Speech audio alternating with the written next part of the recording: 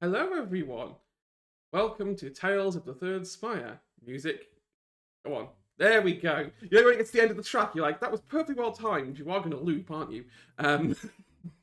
Please loop. No looping for you. No, I'm not allowed looping. Hope everyone's having a great Saturday. It is very cold here at the moment, in good old middle of England. So much so the window's condensated still here, hasn't actually gone off since this morning. You will have to excuse me today, I have developed a cough. My fiance calls it too much DMing syndrome. But I refuse to listen. It happens. I refuse to listen. Keep sending direct messages, you will get a cough. Oh, I've missed this. We're back! I've missed this.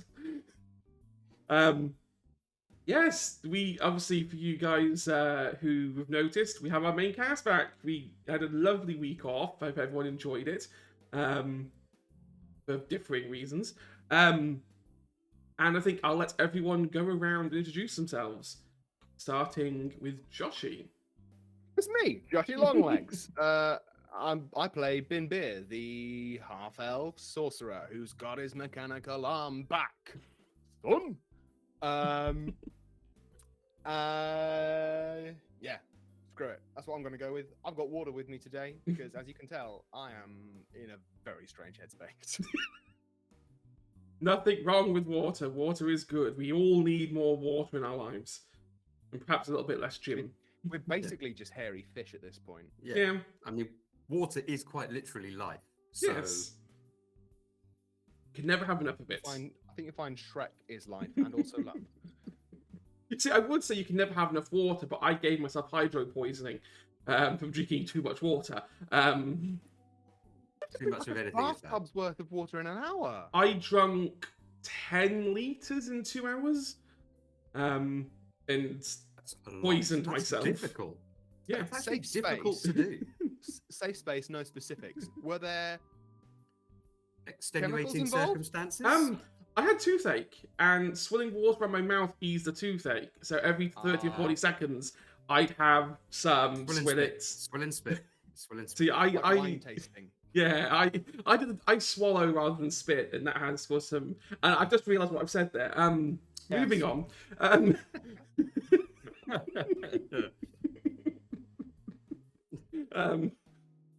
Oh god. Moving on to Mike. Oh god. I'm gonna go die of embarrassment.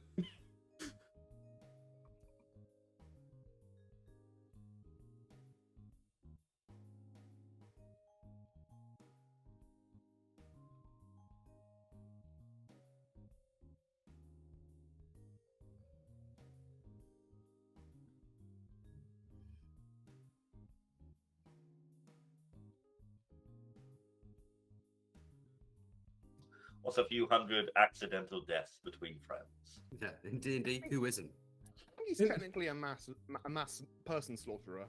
Yeah. Because murder like implies intent. Yeah, true. Definitely carries the same sentence. Yeah.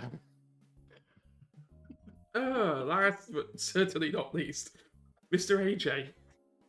Hi, I'm AJ. I play T4B, the High Off Artificer, and I'm very much looking forward to getting back on this after a couple of weeks.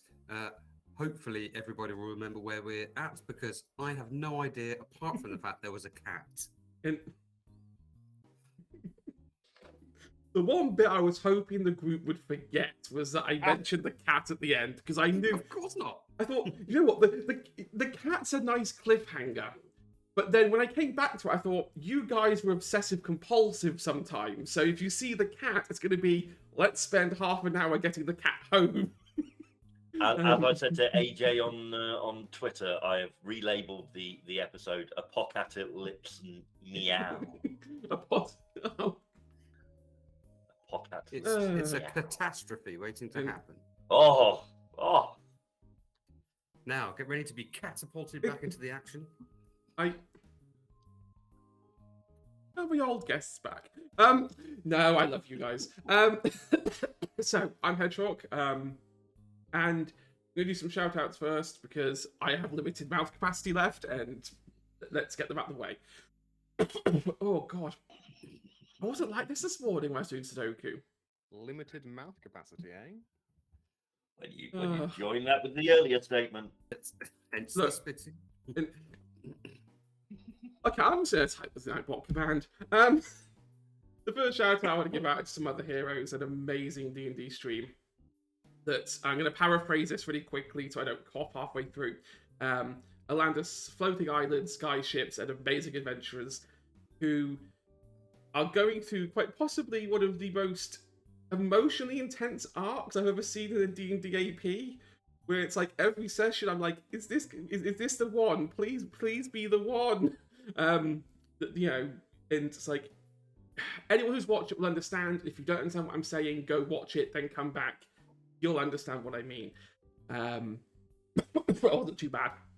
And the second one, our final one, please work. There we go. It's from Manapot Studios, an amazing UK and EU based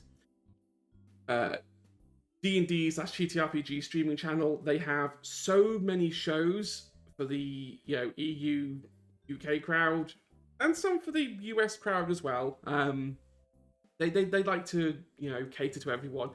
Tonight after this 7:30 GMT we have A Study in Ivory, their vampire AP, which if you like politics and sass, I'm going to say, you will thoroughly enjoy it. There are some amazing characters. I love vampire as a concept because it's literally war with words as opposed to actual actions. You end up doing so much more by talking than you do by rolling a dice and trying to hurt someone. Unlike D&D, which is basically whack-a-mole simulator. If you whack-a-mole simulator with a bit of text thrown in to, like, distract you. Right. Who wants to try and recap what happened last session for you guys? Now, we all know that AJ can't do that because AJ can't remember what happened. I feel like this is a throw the ball to Josh moment. Yeah. Throw the ball to Josh. Send it to the man with the spreadsheets. I bloody love the spreadsheet. Yeah, so do I. I just don't fill them in. Session 4, the Cold Trail. We found some ledgers for an entity called K, who seems to have deposited 400 gold, approximately. In this also was a daily planner detailing when shipments leave and arrive. We had just killed a load of bandits, captains and all. One of them had run into a portal. Bin sensed his arm was there, and then it went away as though it was just at the edge of his grasp. We found a note saying, K, meet up tomorrow, usual spot, Emrose. The meeting seems to be penciled in for the evening. We got a couple of gold's worth of trinkets. Geo looked for...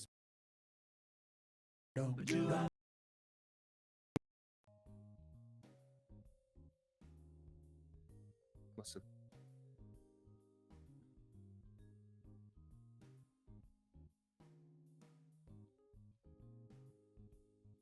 Oh, hang on.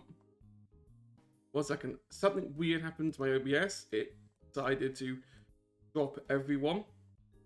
Give me a second. Right. You know when you're still learning OBS, it's like, welcome to the chaos, people. One of these days, I will have a very smooth system. Welcome back to the days when the internet screams at you. I mean, I'm just saying. That's true.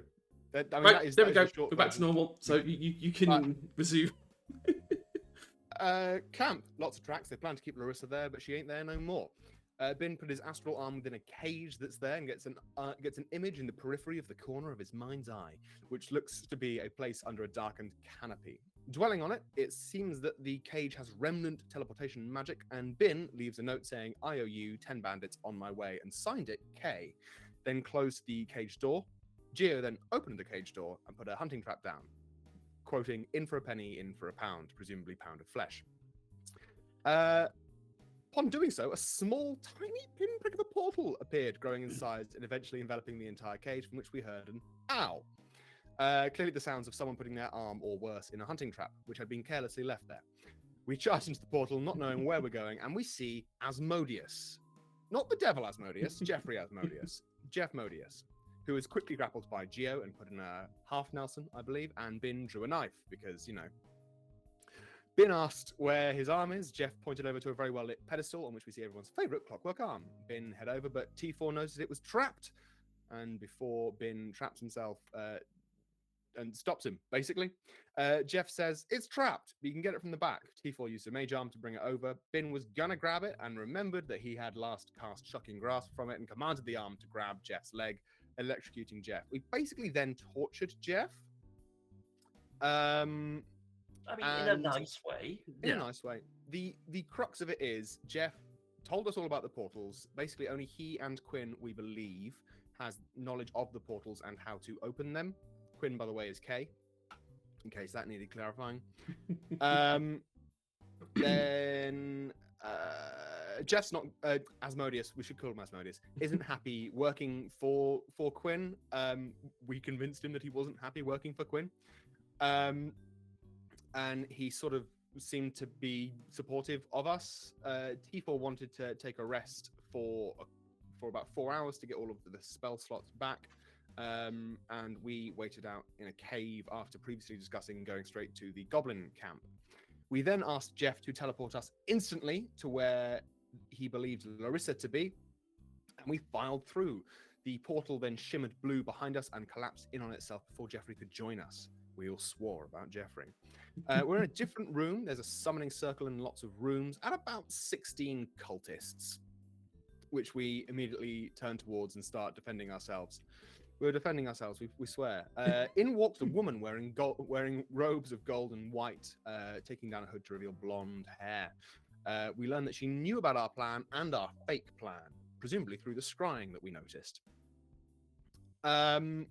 after a lot of posturing and shooting, we learned that this is not Larissa, and it is in fact Quinn. Quinn is not Larissa; they are different people.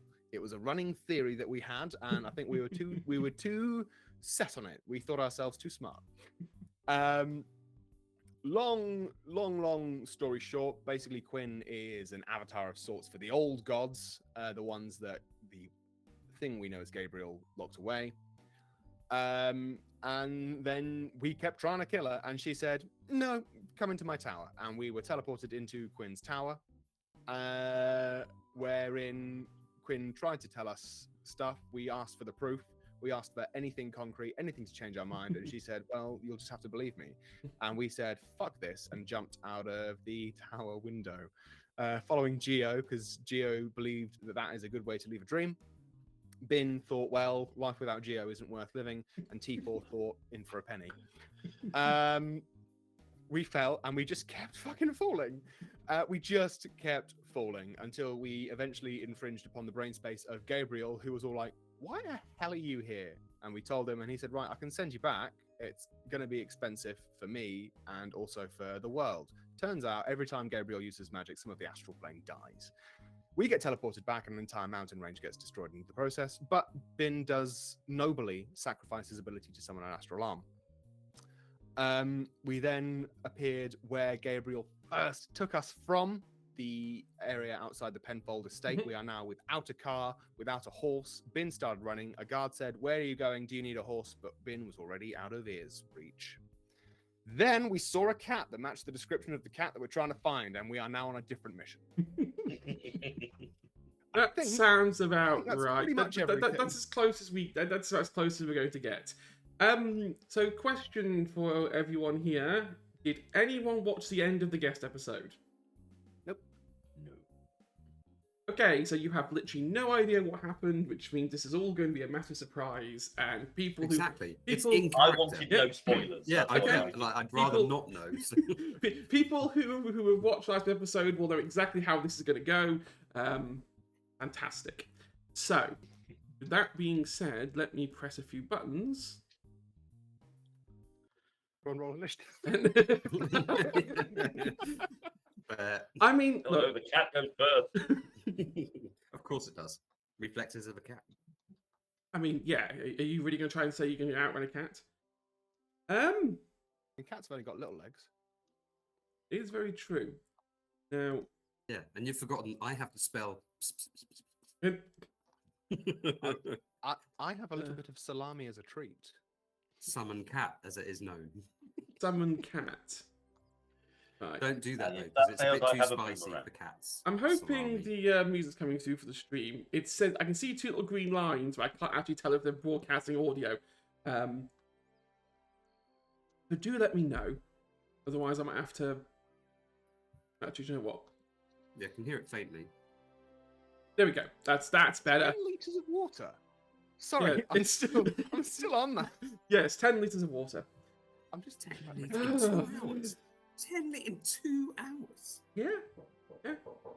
5 do that. litres in that. That's a litre every 12 minutes. Yep. Give me one. That's all right. That's fine. Okay.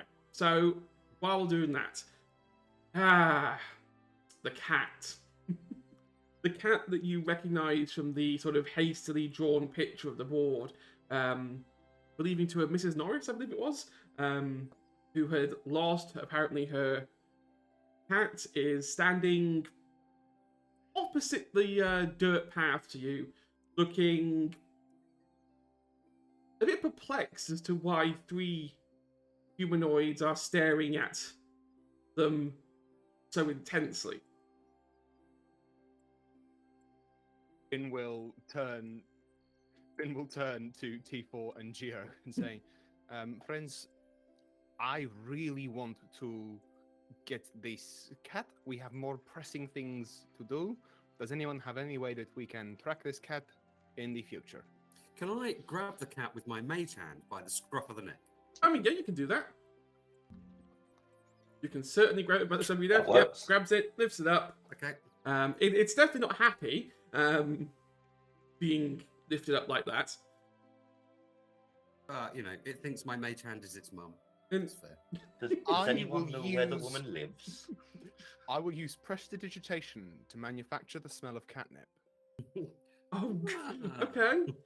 You Like you the little gears on the arm whirl, a little vent Yeah. opens up, and there's just like a.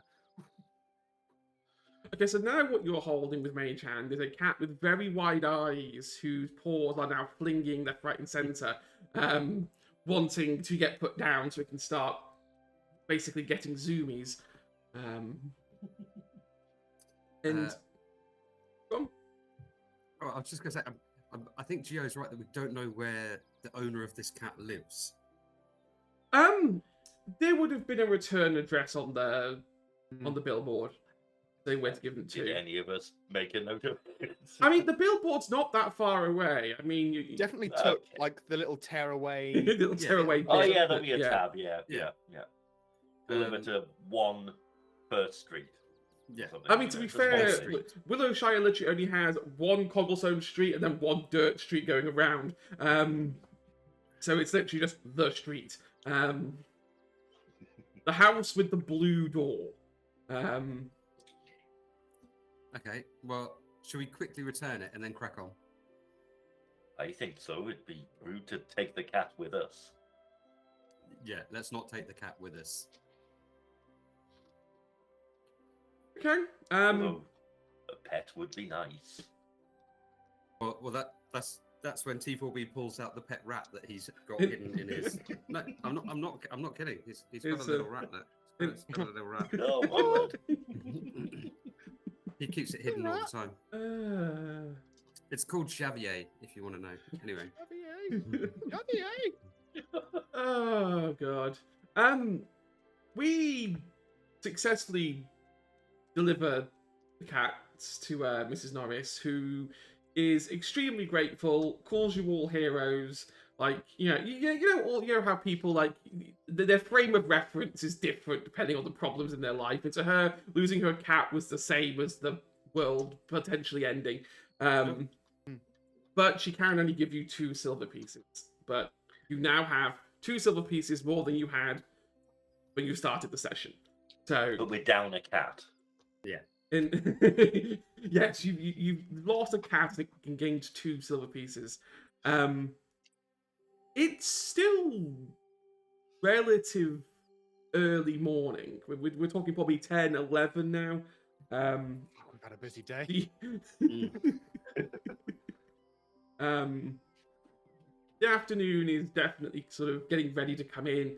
The village is probably the brightest it's ever going to be. And it seems relatively peaceful. It's Willowshire. There's not a lot of people around. You know, unless someone's actively doing something, even the market stalls are relatively half empty. But you do have your one lead, your only lead, to consider.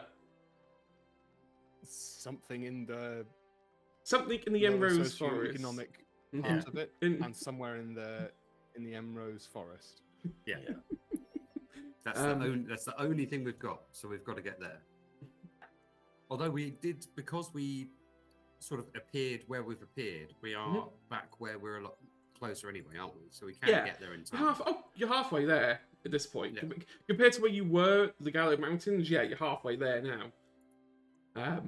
Car is still in the Galad Mountains. Shit. You did leave the car, yes.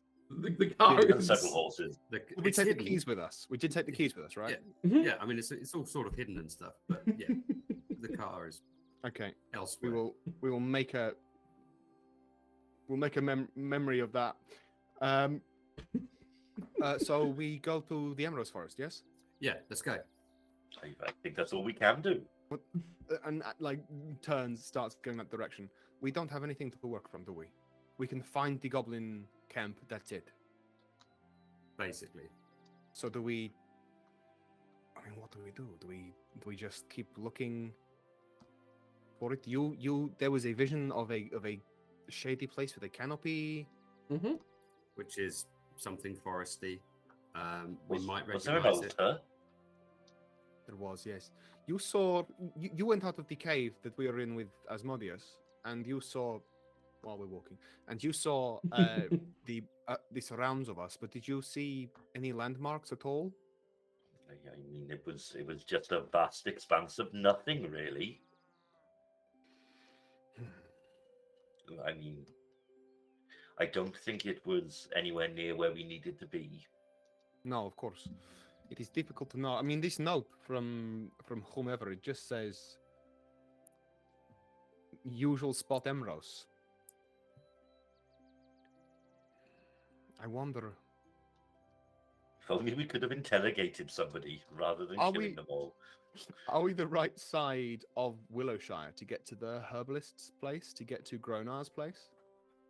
He's at like the foot of the mountains, isn't he? Yeah, Is the he's fog at the end of the road. he, he's very much more the sort of Gallo, sort of north of Gallo, kind of slightly westish, more towards on your map that you can see closer to the old temple than where you are. Okay. I mean, Okay. maybe one of the villagers will know if there's an old shrine in the forest or something. Now you're using your boulders. That is a very good idea. Yes, yes, of course. Start somewhere. So the pub. Let's go to the pub. If you insist, I suppose we must go there. Yes. Okay. Okay, so you head back to Sleeping The Bard. sleeping bard. Yep, good old Sleeping Bard. Brock is looking through what appears to be legalese. Bits of paper with legalese written all over them. As you know, several patrons are just in the corner, quietly drinking. Right. I mean, Ben, you usually do the talking. Yes, I suppose I do. Sort of looks down at his clothes, wipes off some of the mud, uses prestidigitation to just sort of re-clean his face. Strides up to Brock at the bar and says, good morrow, Brock. How's things? How's this? This legalese looks. Whoa. I mean, you never told me that being part of Steelhaven had so many words. And he's holding what looks like a franchise kind of contract. So many long words that, like repossession. Like, who uses words like that nowadays? Look, it's mostly boilerplate stuff. You just got to pay your fees and not be and be a good guy, which you are. And anyway, I've not come here. I'm not here for this. I'm actually wondering if you know of any like local legends for temples in the forest or like around the forest. Yeah, well, like shrines or altars. See, since those hooded guys attacked the village and the Penrose estate, we've been kind of trying to track them down to work out, hey, what's going on? And we think they might be in one of those things. Well, there used to be an old temple, although the path's a bit rugged. But no, okay, I think I can possibly help there. You see that he sort of like takes a copy of your map and sort of marks an entrance to the forest, and then sort of like draws a line going deeper, sort of bends a little bit, and then sort of stops about halfway into the forest. Like, it's somewhere around there. I'm not sure of the precise location, but I'm pretty sure the path should still be there. You should be okay. Right. It's a good place to start. Fantastic. Thank you so much. Ben will go into his little pouch and give Brock the 2 silver. Ah, thank you. That will definitely help. And he puts it under the under the counter. with a smile, a nice smile. Cool. Hey, we were too late to stop the attack on Willowshire. Did anyone other than Larissa go missing or get hurt? A couple of the guards up on the estate got injured, but no one was killed. Larissa's really the only one that's missing. No one else seems to have gone missing, not that we can see anyway. So, in one regard, I guess we're lucky. One final thing, and then we'll get out of your hair. And he turns one of the pages the right way around for him. You ever meet like a blonde woman? That's really helpful, really precise and concise. Long blonde hair, And a snooty. kind of snooty. Yes. Hey, T4, could you like show an image? Oh, yeah. And I will reproduce exactly what I see on one of my little handy little stones. I'll just go, she looked like that. Maybe without the arrows in her. Oh, yeah, sorry. Now you mention it, I'm pretty sure that was the person I saw in the village square during the attack. Interesting. I recognise the robes. They look extravagant compared to some of the others. A little extra, yes. Okay. Thank you, Brock. That's Three. Quinn, by the way. If you see Quinn, you just throw shit at her. Let us know. Don't start a fight with her. Just No, just, that one. you know, That's better. That's better. Yeah. let us know. And we'll take 3 road beers, please. Yeah, Roll they me come in a, little camel packs with a straw. Yeah, roll a little me- hat. roll me a persuasion check, Gio. Ah, yes, my forte. That's a 10. He's feeling generous. You get 3 kind of like, not travel flagons, but kind of like, almost like travel cups that kind of like protect the top where you're not using it. There Sippy you cups. go. Yeah, little sippy cups, I guess. There you go. Have them. I'm sure that'll keep you company on the way to the forest if that's where you're going. Thank you very much. Yes, thank you. Cheers, Brock. You rock. As we walk out, they were just going, I thought Gio was Rock. What? I'm definitely rock. Yeah, I don't know why I said that. Anyway. So, adventure time towards the Emrose Forest. Onward. Okay, so the journey between Emrose and Willowshire is fairly simple. It's not going to be a difficult task. It's relatively flat ground. There's a small path for you to follow. It's not particularly well worn. It's not particularly wide either. But after a while, you sort of see it first on the horizon. This very sprawling forest. Emrose is possibly the biggest, or at least one of the biggest forests in all of Deblaron. The only forest which is definitely bigger than the Emrose Forest is the Endless Forest for named reasons.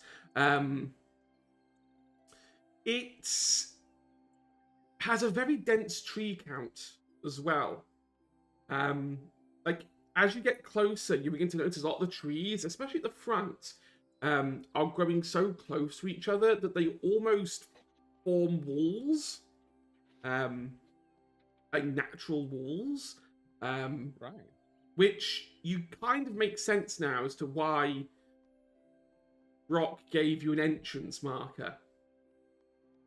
Because, a forest, normally, you can enter anywhere, just whether there's 2 tree partings, just in you go. But here it looks like actually, there's going to be, a difficult time to get in anywhere but the entrance. But hey, you find the entrance. You do, however, find several things on the floor outside this entrance. You see a broken short bow, what looks like some sort of cloth, and very small paw prints. Paw prints. Paw prints. Specifically, not footprints, paw Not paw prints, paw prints. Broken That short cat bow, again.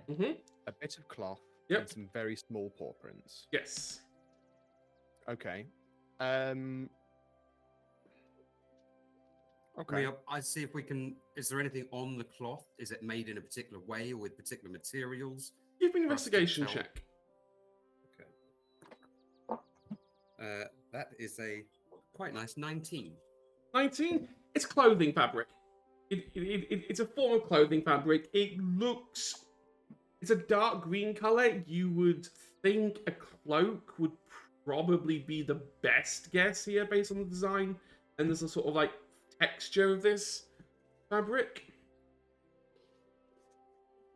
A little bit more about these paw prints, because while I have a very low nature score, Bin is going to get in close and personal with them paw prints.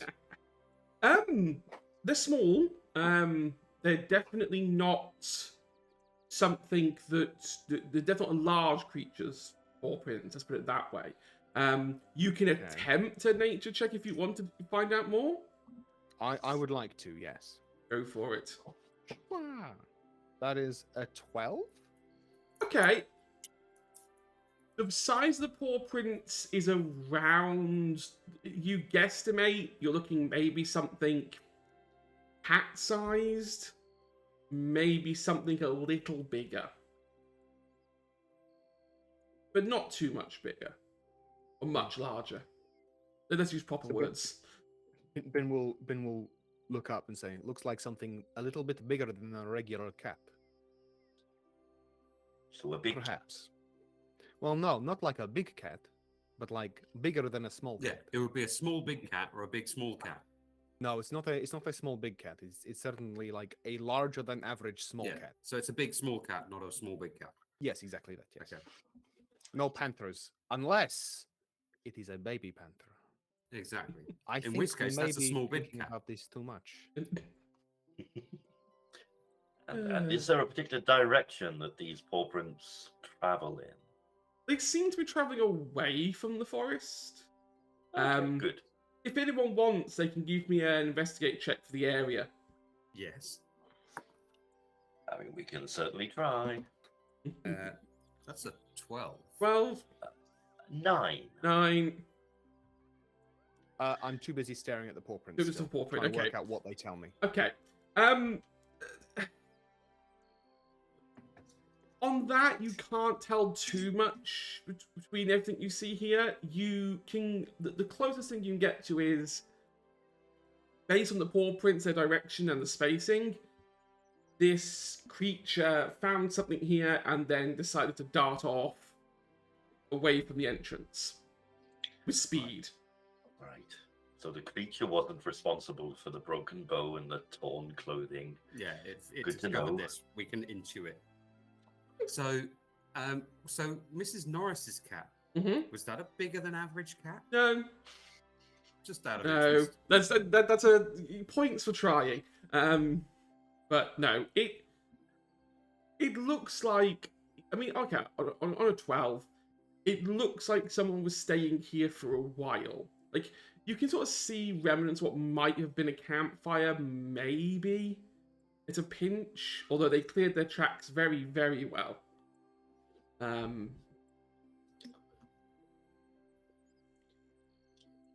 Right. Well, I think this is just distracting us from our goal at the moment. I don't think there's anything else to be learned from a cat walking away from somewhere there was a bit of a scrap. Okay. Well, do we want to? Is there anything special about the bow? Is it a standard? No, it's standard, Just a standard short bow. just a Run of broken the bow? broken short bow, run of a mill bow. You could have bought it anywhere. Well, should we pocket the bit of cloth and then carry on? Yes, I think this Probably is, a good this idea. is the way to do it. Yes. Yeah. So you enter the Emrose Forest proper. Hold on. Oh, there we go. You find yourselves at the edge of the dense forest. As you step inside, the air around you almost immediately becomes cooler. The sunlight that filters through the dense canopy is scarce. Canopy already obscures a good bit of the sunlight almost immediately. The trees tower over you, and the foliage seems to overlap, forming a thick green roof that obscures the sky above. You make your way through the narrow path that winds through the forest. The ground is littered with twigs, fallen leaves. The roots of trees protrude from the ground, making it difficult at times to maintain your footing. As you walk, you're engulfed in a chorus of sounds. The rustling of leaves, the chirping of birds, and the distant call of animals fill the air. The forest is alive. You almost feel like visitors in its little world. At times, the path becomes so narrow that you end up being forced into single file. The trees seem to grow closer and closer together, and the branches grab out at you as you pass by. In those narrow areas, you find another piece of that green cloth. Ripped and hanging off a particularly spiky and nasty branch. Looks like somebody was running this way then. Or being Only dragged, more I of the guess. little paw prints. The paw prints didn't go this way, and you can't Yes, I see know. them. And you can't see them in the ground, heading towards the forest. But maybe they came from this way, is why I'm asking. Ah, yeah, good thought, but no, there's no paw printed to kind of suggest that. The undergrowth, as you sort of go deeper past this cloth, starts to get thick. After an hour or two of traveling, you could now start to feel damp and dew, as sunlight really is like restricting, heat and light. Despite that dim light, though, you can still make out that there's a lot of plant life that surrounds you. Mosses, ferns, wildflowers sort of break off on trees every now and again. Kind of a lovely chorus of white, yellow, pink. It's obvious that this forest is very rarely travelled in. I will, kind of as we progress, Mm. keep a lookout for any breaks in the foliage that looks like somebody may have darted off in a different direction. That's fine. You don't see anything immediately. As you walk deeper into the forest, as the afternoon truly now sets in, the light seems to get dimmer and dimmer. The shadows become longer and more pervasive. The forest as a whole grows dark. The sounds grow quieter. Chirping of birds fade away. The rustling of leaves, even, seems to just disappear. It's almost like serenity has washed over you.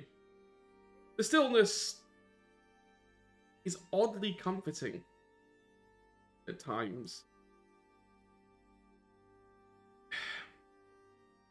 You eventually, following this path, reach a clearing. The sunlight here can protrude through slightly more than the canopies you've been under previously. A lone tree sits in the middle of this clearing, stripped of all leaves, looking in bad shape.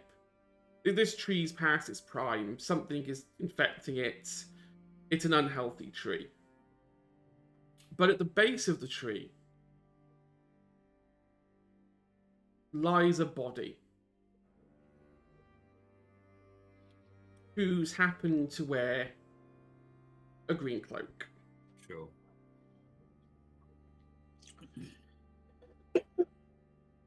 We will cautiously approach the Okay. body. I mean, the body is well and truly dead. There's no Sure. reaction from the tree. There's no reaction from the body at all. It I'd has like been. to check for reactions from the tree. But yes, I mean, Yeah. still Looking around. There's. I will say this without requiring any roll. As you get close enough, you begin to recognize the cape. It all sort of makes sense now. What you are looking at is the body of a bandit captain.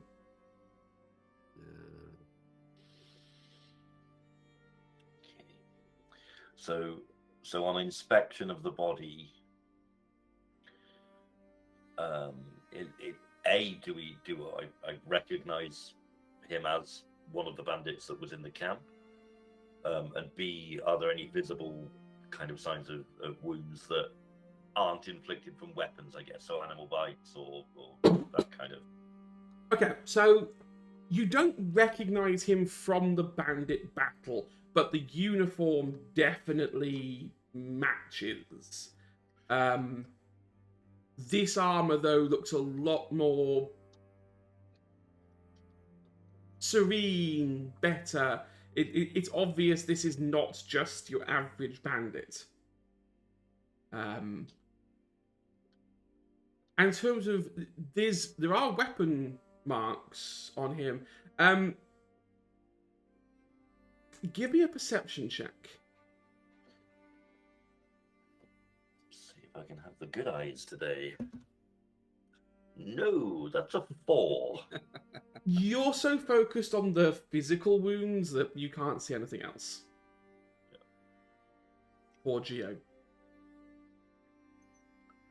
I mean, I don't recognize him, guys, but he's clearly with the bandits. Looks like he's been in a bit of a scrap, but his armor's quite nice if anybody can make any use of it. It's a bit ruined. Nice but ruined. Nice but ruined, yeah. It's good quality shit armor. Yes. Sure. All right. Well, I would still sort of give him the once over. Yep. Steve will be a little bit of a scavenger, like. Okay. So, I guess just looking to see if it's repairable, if it might be worth some money. What did the damage? So if it was easy enough to sort Okay. out, And I we'll will- rifle through his pockets. I will. obviously. Yeah, of course.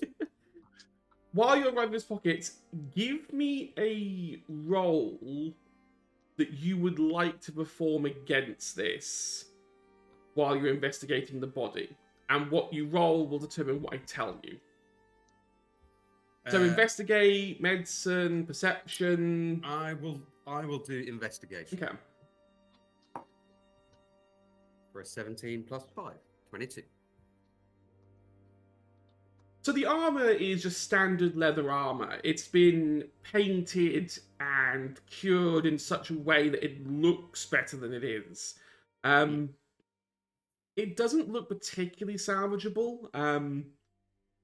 Mostly because you realize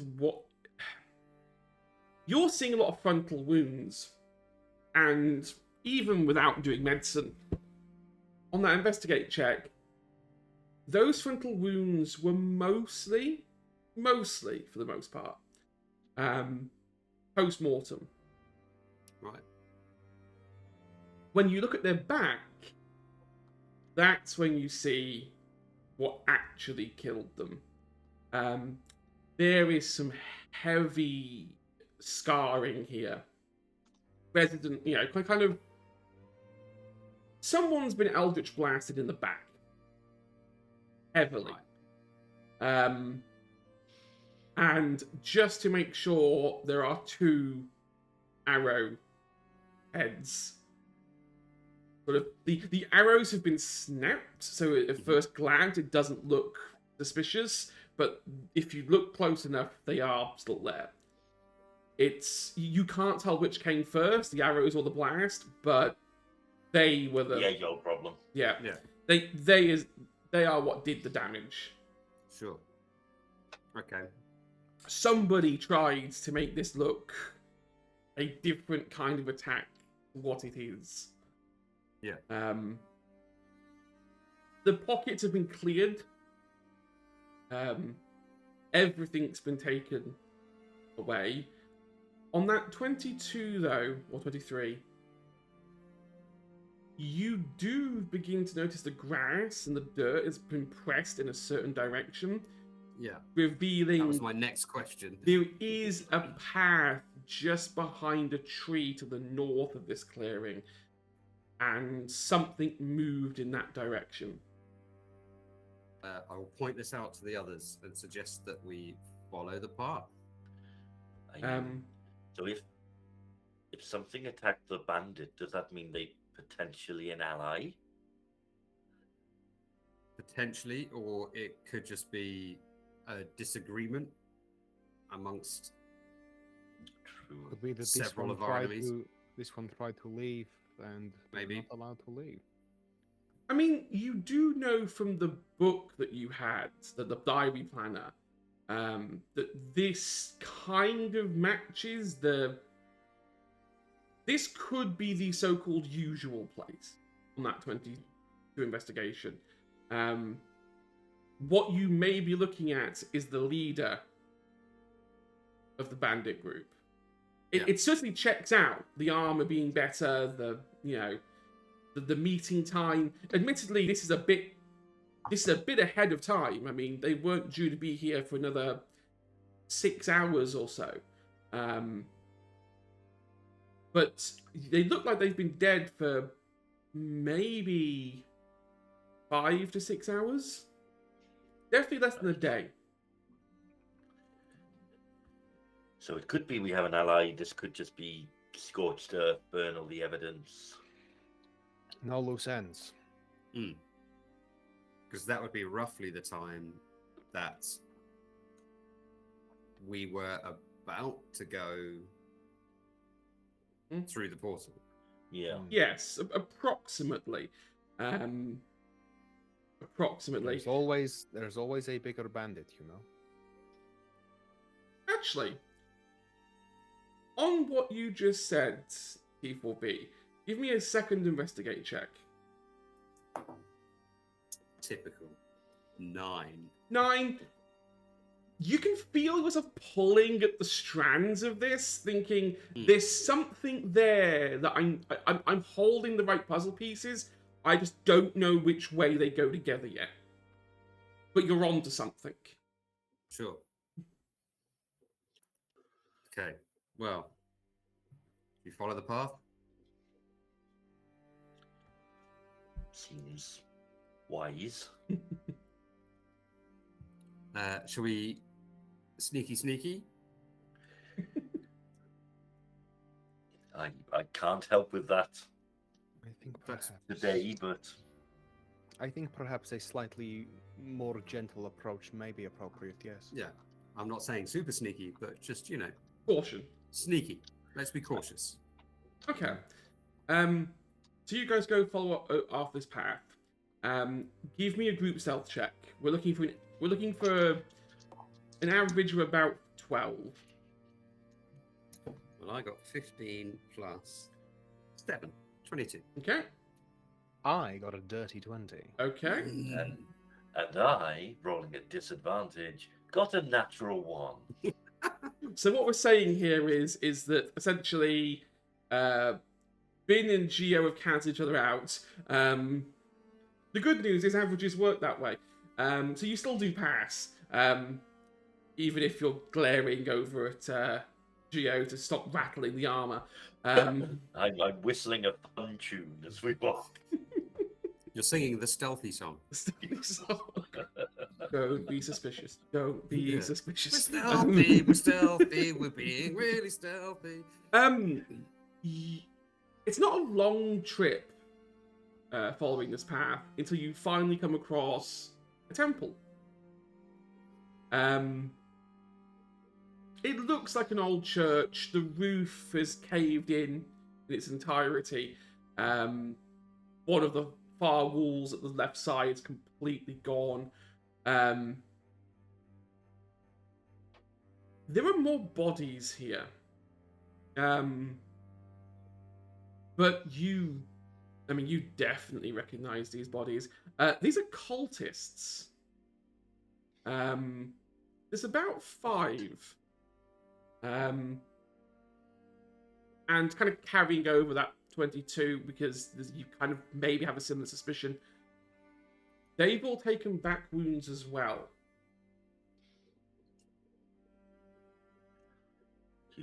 So Do you think Jeffrey finally lost his shit?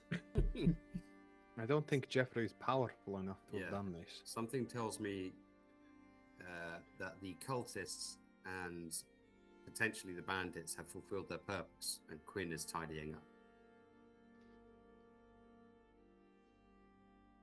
It would be a very astute deduction to make.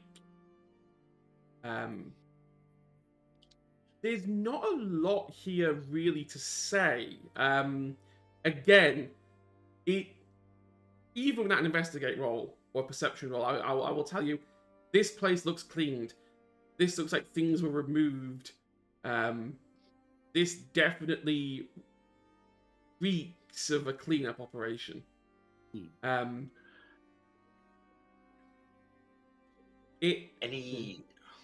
Sorry, I was going to say any signs that perhaps somebody wasn't wiped out. Any tracks kind of from areas crawling away. Somebody might have survived the attack. Or... Give me blood trails, anything. Give me Drag perception marks. or nature, either or.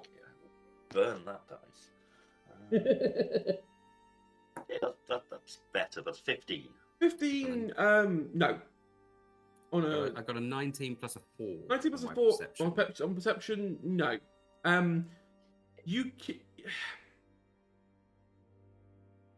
It's weird, like where the bodies are, and like piecing that together, like perceptually, you can kind of piece together the attack a little bit. You can definitely tell that it started somewhere at the broken wall, and pushed its way inwards, because the first 2 people were back blasted, but the ones inside were front blasted. It looks like they were taken off guard, and then something ensued, and now they're all gone. On scoring a perception check higher than 20, you find one thing that they didn't clean. There is a map that points out in this forest another location. It's deeper in the forest. At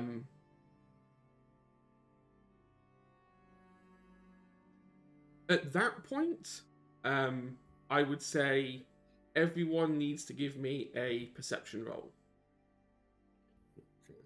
Are we gonna get ambushed? Ba-da-ba-ta-da. Yes, we Da-da. are. Yes, we are. Ooh, another 19, but this time -1 for an 18. Ooh. So look at average. And I have a 9. Ooh. One moment. I think Mike's playing up on roll 20 on thingy. Just say something for me, Mike. Hello, can you hear me? Yeah, no, that's fine. I just watched it. Your camera disappeared off OBS. I was like, what? But there's no error messages coming up on. He's stealthy. He's stealthy. So remind me of did anyone 19 roll 19? Did anyone roll lower than a 10? Yes, I rolled a 9. Okay. Oh, Well, thankfully you're inside and you're busy looking at the map. Geo and Bin, you notice in the corner of this clearing where this temple has been constructed, rustling at a bush and what look like cultist robes.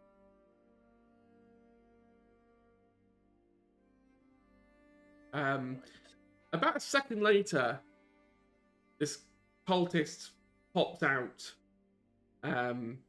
and reveals himself as a very haggard-looking Jeffrey.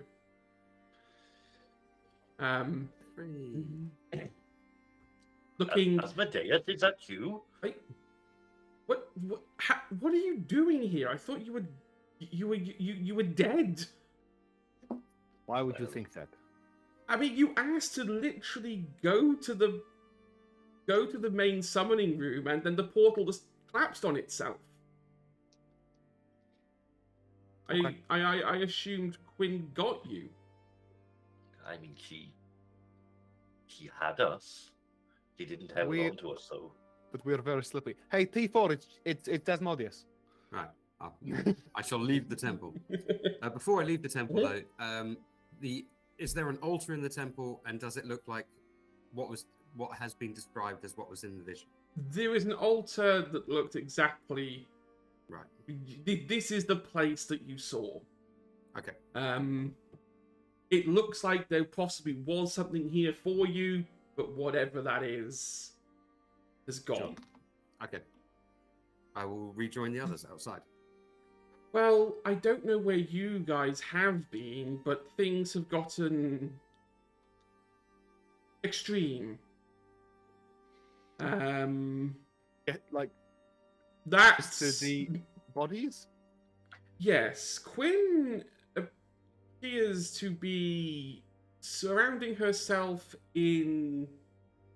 with loyalists, and anyone who isn't 100% devout to her, this happens. I'm not sure why, but the last I heard before I got locked out, and given my...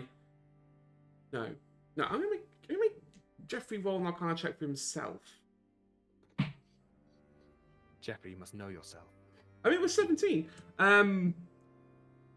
I can feel very strange murmurations with the magic we use.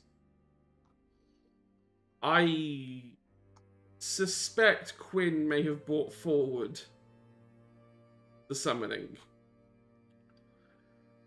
I mean, I thought these things were generally about a strict timetable, but fair enough. Quinn needed time to prepare, but I'm guessing whatever you did has made her reevaluate her choice and decide So that it's not like it has to be on the third Thursday of the Oh, month when what- the moon is at its zenith.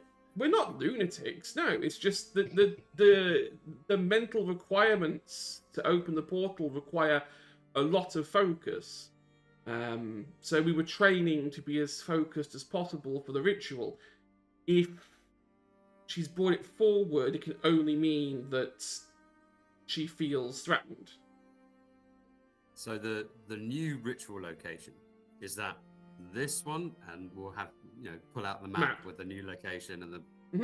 Yeah, no, that's the place. That's where we relocated. We decided that the Emrose Forest was probably the best place to hide because it's so big and deep that if anyone came after us, it would be sort of difficult to pursue. Well, lead the way, Asmodeus. Okay, I can come if you want me to. I have to warn you, I'm no longer in with the crowd, so I can't really get you inside. They've changed the password. That's fine. Just get us to the front. To the Just front. get us to the Oh, front door. okay, I can do that. Have you tried admin 1? And Password with a 4 instead of the A. I tried. 1, 2, 3, 0 4. instead of the... I tried 1, 2, 3, 4, 5, 6, but got shot. So it's not 1, 2, 3. Okay. Sorry, we are 6, making 5, light 4, of 3, this. 2, 1. It's really- fine. We should not be. Okay. Thank you, Asmodeus. Always grateful that you're still alive. Thank you for helping us. We were also surprised when the portal closed behind us. Did they chase you or did you flee? I fled. I fled here knowing that there were some people here that were not 100% behind Quinn. They liked the idea of the cult, but not necessarily her. And that's these guys. Mm-hmm. Yeah. I thought maybe if I could at least get as many people away from her, that it might weaken the ritual. But apparently, well, it looks like she doesn't care anymore. Right, and did they all have secret names too, or was that just Gary? And I just want to know how the cult works. Though we don't have names, I just decided to change mine because Jeffrey sounded boring. I like Okay, it. that's Be the fine. master of your own destiny. I get it. Anyway, I suppose I should show you before. Jeffrey's dead. There is only Asmodeus now.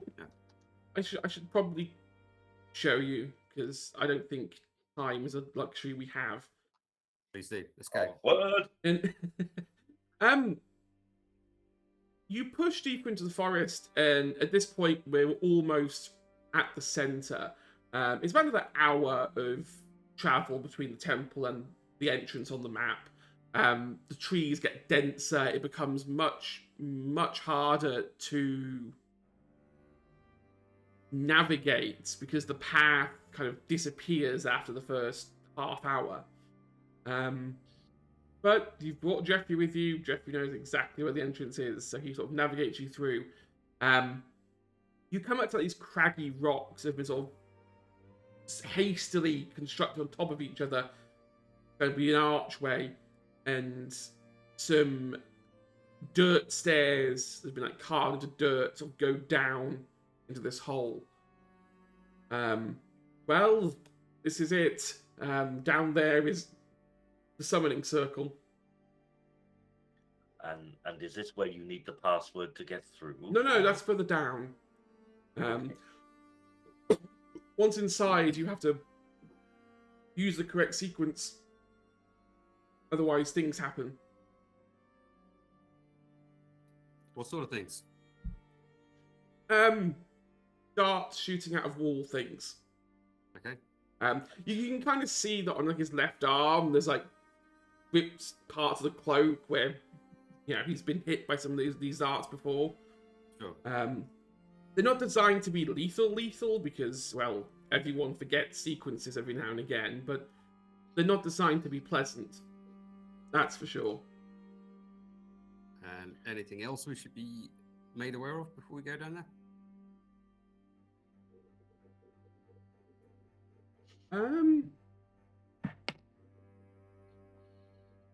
Once you get past the door to the entrance, it's generally a quick and simple kind of run to the summoning circle.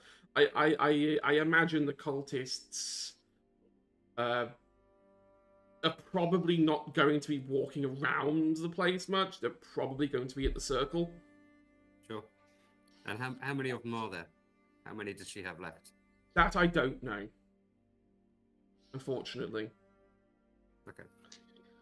I mean, I'd imagine most of the folk who were with her when we met her would be there. Yeah. Well, we don't know if there were other groups of cultists elsewhere. We don't know how many were looking after Larissa. True. We don't So know. it could be about 12. It could be an be. exponential number. Yeah, it could be hundreds. We don't know. It could be 4. It could be exactly. It could be the number that we saw minus the ones that we killed, minus the 5 that were on the floor, not far back. So Well, Look, I will leave you don't here. ever tell me the odds, For everyone's reference, by the way, aid is still up. Awesome. That's good to know. Wait, has it been? How long? Right, do you remember? I can't remember if I cast it. I didn't cast it before we went into the bandit camp, did I? No. No, you cast it, I think, before you went into the main room. Yeah. So It's only been about yeah. 5 hours. It's only been about 6, Yeah. 7 hours. So it lasts 8 hours. Okay. Right. Okay. Okay.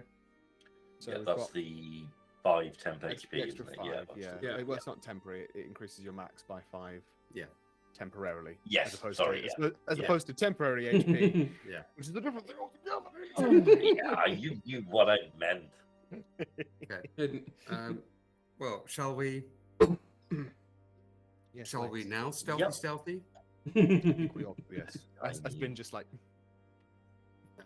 Okay, give me a group stealth check then as you descend down. Must have been the wind. Uh, That is wowee.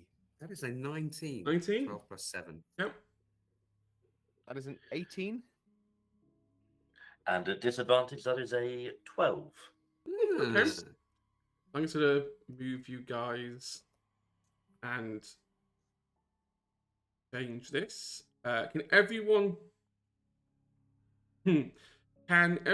just talk quickly? No, okay. No.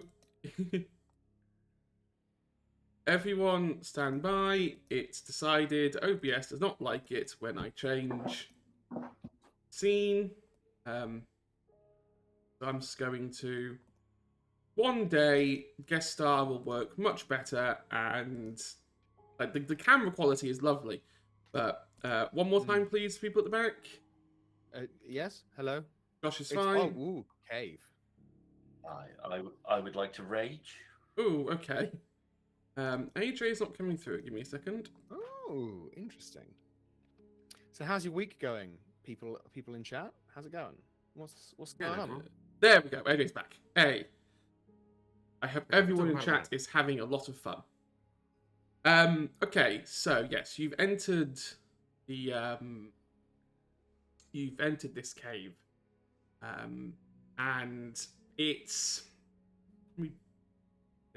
bit for the camera because that's all superfluous for you. I'm hoping this works correctly in Roll20. You guys can only see a very narrow strip. Yes. Yes, good. So the first thing to note here, it is completely pitch black. There are no torches or no light sources in this cave. I believe that T4B and Bin both have dark vision. Yes. I don't know if Geo does, being an Earth Genasi. I don't think you do. Don't think he does. I don't, but I do have blind sight to 10 feet. So. Okay. And it's pitch black.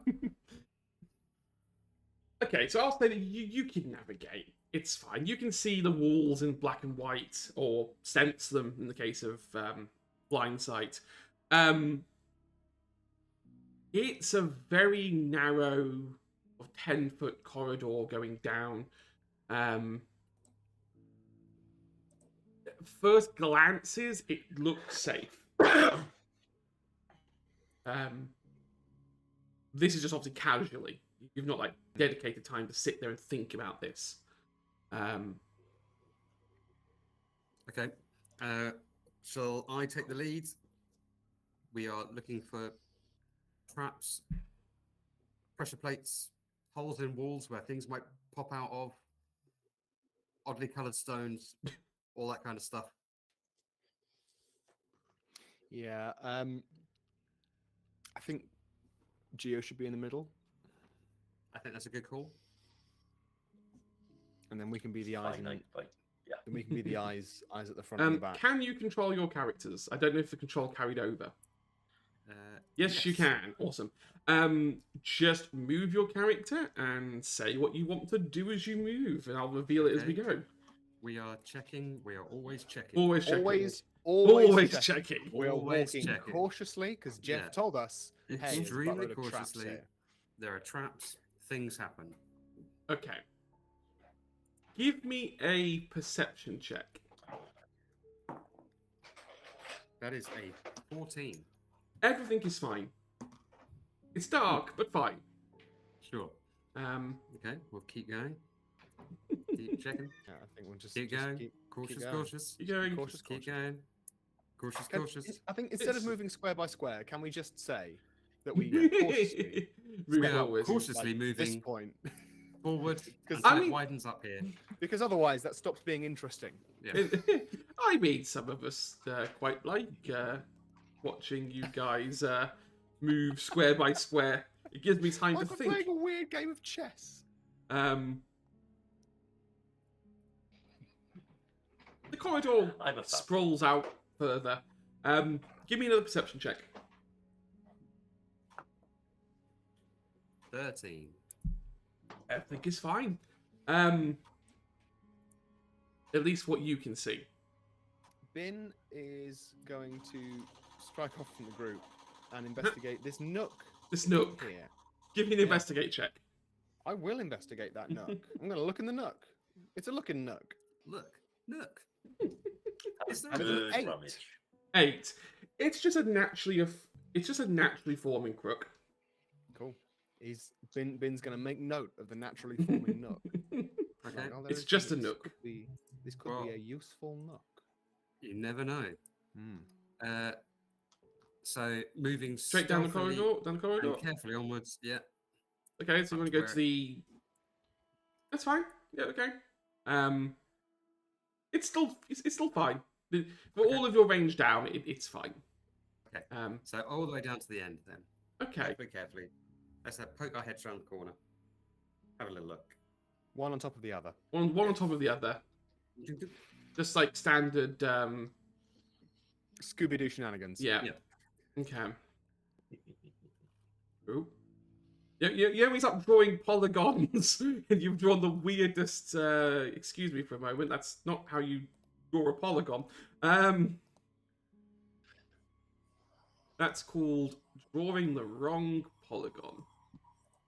Could I forget? Poly wrong. Like wrong. Yeah. Right, there we go. So you can see a bit more now. Okay. Sneaky, sneaky round the corner. Give me one final perception check. And thank you, Josh, for all the bands. Welcome. Just lots And of bots. 18. 18, yeah, it's still good. You get the impression that after you've walked this far down, this is almost like a deliberate psychological trap in making you think something's wrong when it actually isn't, therefore you'll go slower. Right. And yeah, up ahead, in kind of the corner, there's one more of Bin's favourite nooks. And then a corner, a nice round corner to go around. Okay. Just Go around the corner. Would Sneaky, sneaky. Bin sneaky? It's fine. Would Bin like to investigate his nook? 'Cause I know he liked the last nook. I think the first nook came up with nothing. Yep. And so he's choosing to believe that the second nook will also, Also come have up with nothing. That's fine. 'Cause the second nook also had nothing. I was just trying to mess with Josh's head a little bit. Oh, you can't mess with my head. Like, There's no make thoughts him- in here. Yeah. Make him think something's there when it isn't. Okay, so you come around the corner and you actually get out of the like dirt now. There's actual stone. Let me just reveal it to y'all. Don't know why I went into Southern American there. Southern US. There we go. Reveal. You see this lovely stone door at the end. What isn't on the map here is 12. It's like an 8x12 grid of pressure plates, basically, in the nicest way. On the door. On the floor. On the floor. On the On the floor. floor. Between where you are and where the door is, there's a set of 8x12. 12 across, so 12 possible combinations, and 8 steps of them. This is possibly the password that Jeffrey was referring to. Okay. There's a little gap between each one, so that you can like change to the next one if you want. On the door, you can also see 8 like arcane locks.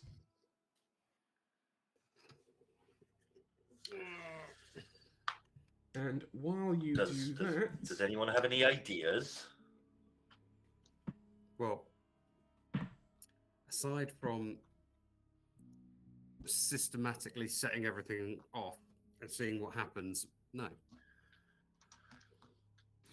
Right. I am going to do my favorite thing, which is stretch the bounds of the intended use of things for D&D. Bin's got a really high performance score. There are 12 semitones mm-hmm, in an octave, mm-hmm. and there are 8 notes in a scale. Yeah.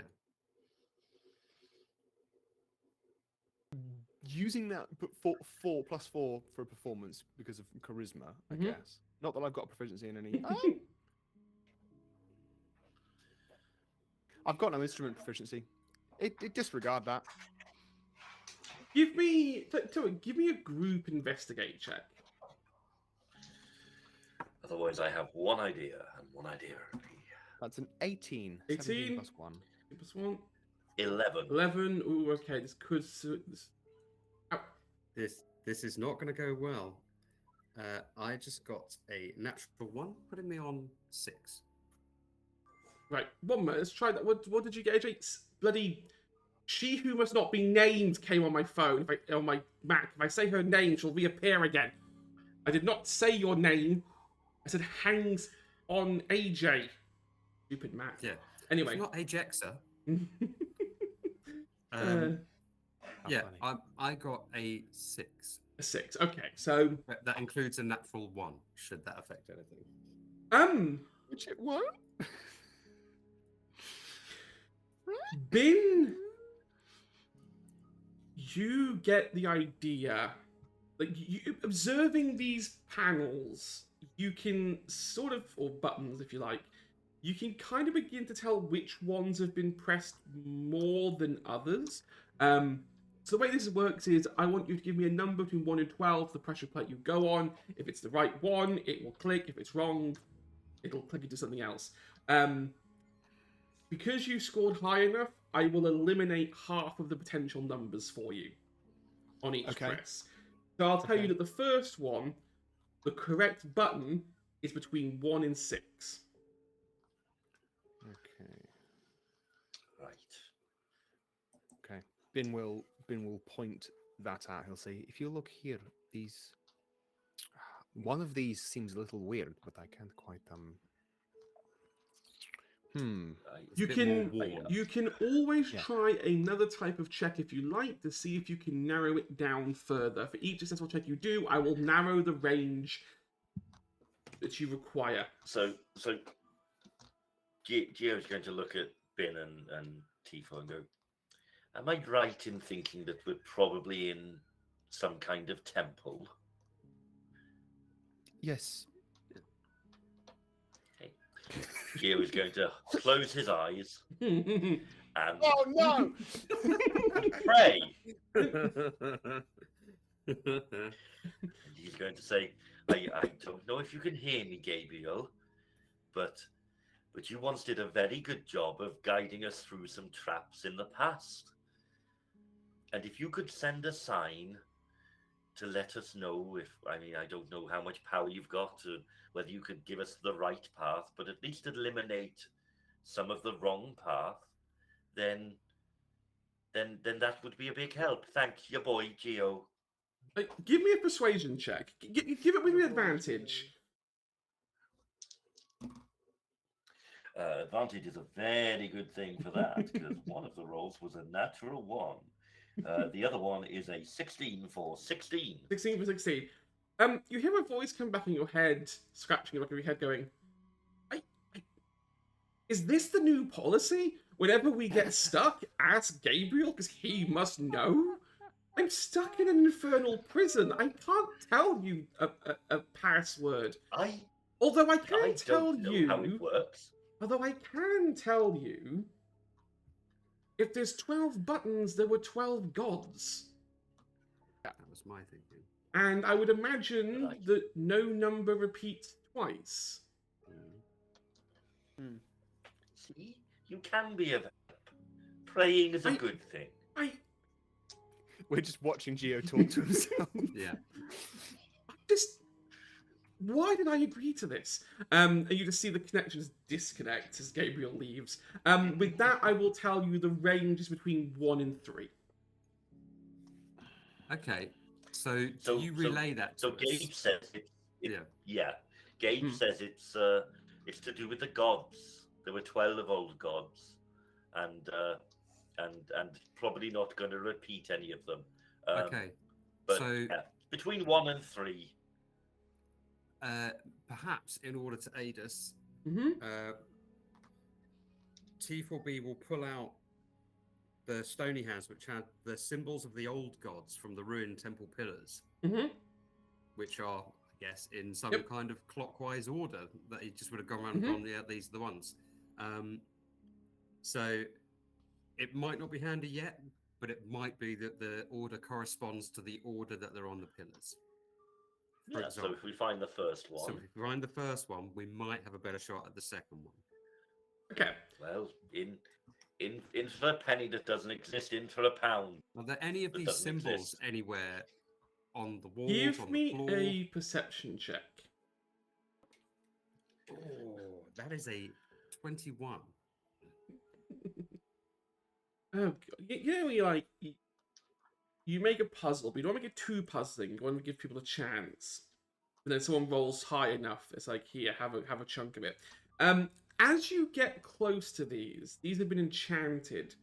If you look at them from the top down, straight top down, the symbols of the gods appear. When you walk away, they disappear.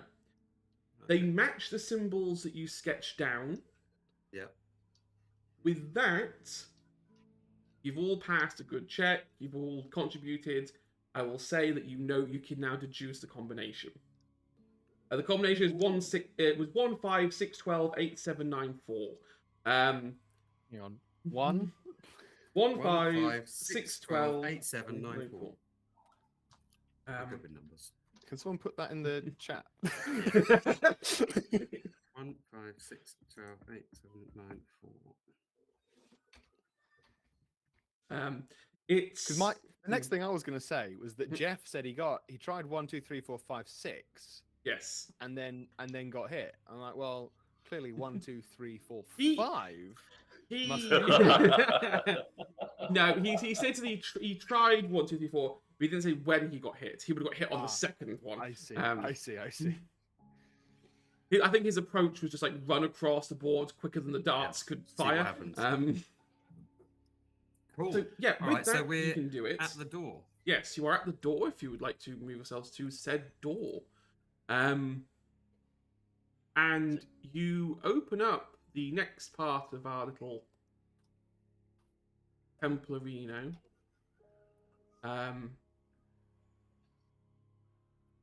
A long and narrow corridor. Okay. We will go down the long and narrow corridor, checking for traps. Give me a perception check. Give me a group perception check, because I think you're all looking at this point. That's at 18. Are there lights in here? There's now light, yes. You can now see.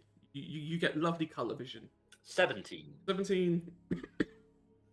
And bloody hell, 14. 14. This corridor is safe. For those on the highest rolls, you do hear something to the right of you. Kind of like almost like a wind noise almost. It's not related to where you are now, but it might be related to something later. Sounds like it might be like in the next room or Yeah. beyond the wall. Or okay. Okay. Well, let's move down the corridor. Awesome. So you guys come down. I'm going to zoom out a little bit now because we're at the point now where actually it doesn't matter how much more of this you can see.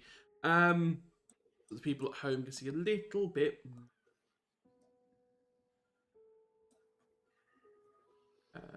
And reveal. There we go. So you are in what looks like a library almost, half library, half cafeteria. And in the far right, it's not on the map, but in the far top right is a cage. This is a much bigger one than the one you saw back at the bandit camp. This one looks lived in. There's a small bedroll in there as well.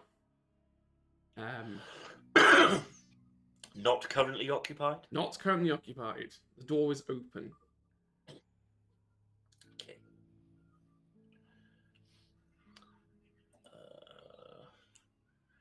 I'm going to have a quick run up to the bookshelves, I think. Yeah, we Yeah, the want books. to check out any good books in there. Yeah. Give me a perception check or investigate, either or, whichever you want to. You want to investigate the books or percept the books. I guess initially it's perception. I'm just looking for anything kind of culty looking or relating to the pantheon of gods.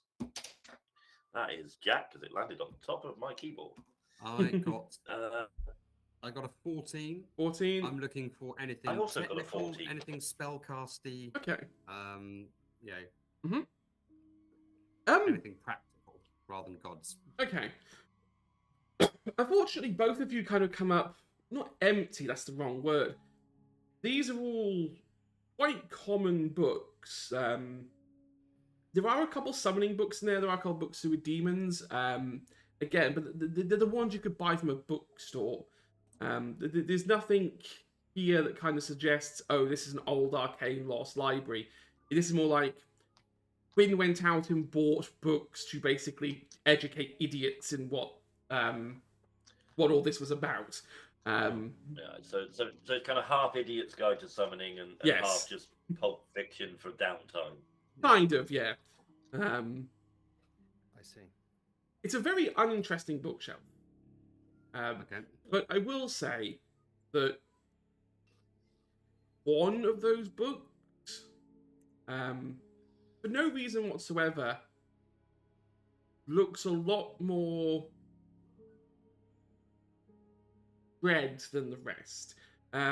It just said the book is a brief history of Richerus. But aside from that, it's just sort of sitting there. It's an old red leather-bound book. I'll pocket. Should we pocket that?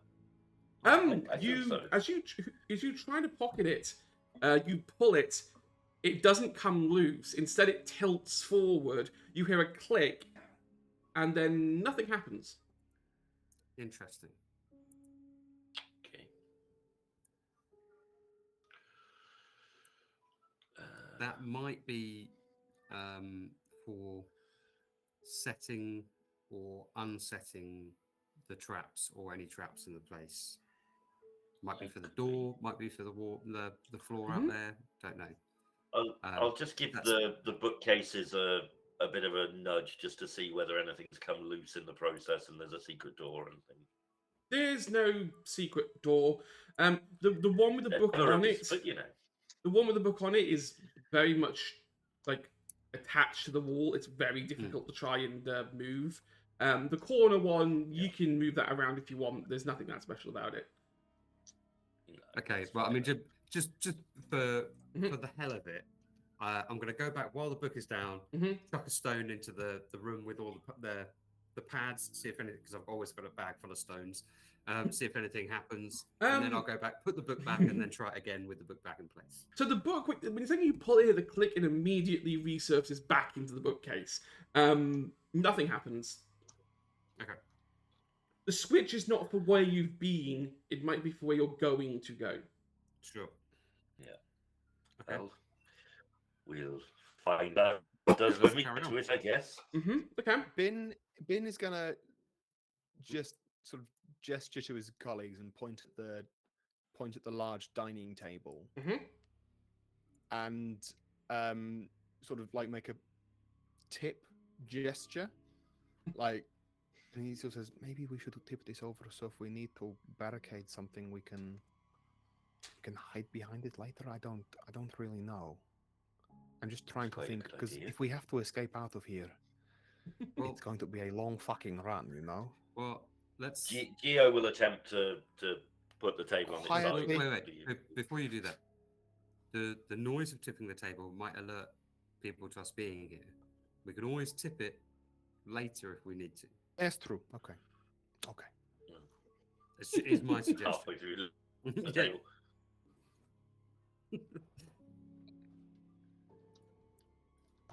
I have made this mental note in my head, and then Bin I have made a physical will note in my book. step around the corner. Okay. You see, once again, another long corridor. For absolutely no reason whatsoever. Okay. Checking for traps. Yeah, Being cautious. Bin Roll. stands there, hands on hips, looks out, and goes, after you. I will go ahead. Checking for traps. Being Roll cautious. me a perception check. Oh, bugger. Well, that definitely went on the floor. I'll take it because it's more fun that way. 9. 9. You don't notice it. Your foot. First of all, I'll pull you back. The good news is, I would pull you back. I wasn't trying to reveal your polygons. There we go. I'll just quickly go. Woo! There you go. And right. So you put your foot down on a hidden pressure plate, and in front of you, 5 blades start swinging backwards and forwards down this corridor. You're safe. You're about 5 foot away from them. Sure. But yeah, now they're sort of swinging left, right, So, Down how the much corridor. space between each blade? about 5 to 10 foot between each. You can't quite estimate. So you only have to deal with one at a time. Yes, Bin goes it's back to the bookshelf. and pulls the book. You pull the book, you hit a click, the blades reset back into the wall. I think it is a You- blade book. You cleverly did what my very old friends of the old group did not do. They activated these traps, and their solution to the trap was to take their shield and ram into the blade, and literally Right. brute force it. But no. That was option B. Yeah, I mean, Brute we considered force. it. Yeah. You now know the pressure plate is there, so you don't have to roll to see it. You can keep making your way down the corridor. Did the Okay. blades go all the way down the corridor? Yes, Okay. So we can assume that pressure plate was that pressure plate probably- rigged all of them. Yeah, Okay. It- Well, it's a safe assumption. Yeah. So we're moving down the corridor. Bin, as we go past the pressure plate, Bin will Mhm. take out just like a bit of chalk or Mhm. something, Like mark it. and just do like a little, not the plate itself. No. Cannot stress enough how little I'm touching the plate. Around Arrow the pointing plate. to it. Just on like, the wall. just well on the floor actually. Just Okay. just in front of it. Mm-hmm. Like a big, just like a cross or something. Not huge, No, but the sort of thing that if you knew it was there, you'd know to see it. that's fine. As I say, we're In not fact- in a. In fact, what I'll do is, because we're here, I'm going to zoom in. And that's the paintbrush freehand. There you go. Oh, Awesome. I wanted it in white. It took away my colours. It's been blue. There we go. So there you It's go. chalk white now. No, it's chalk white. So you come past the point of going past this corridor, and once again, for the bizarre reason, the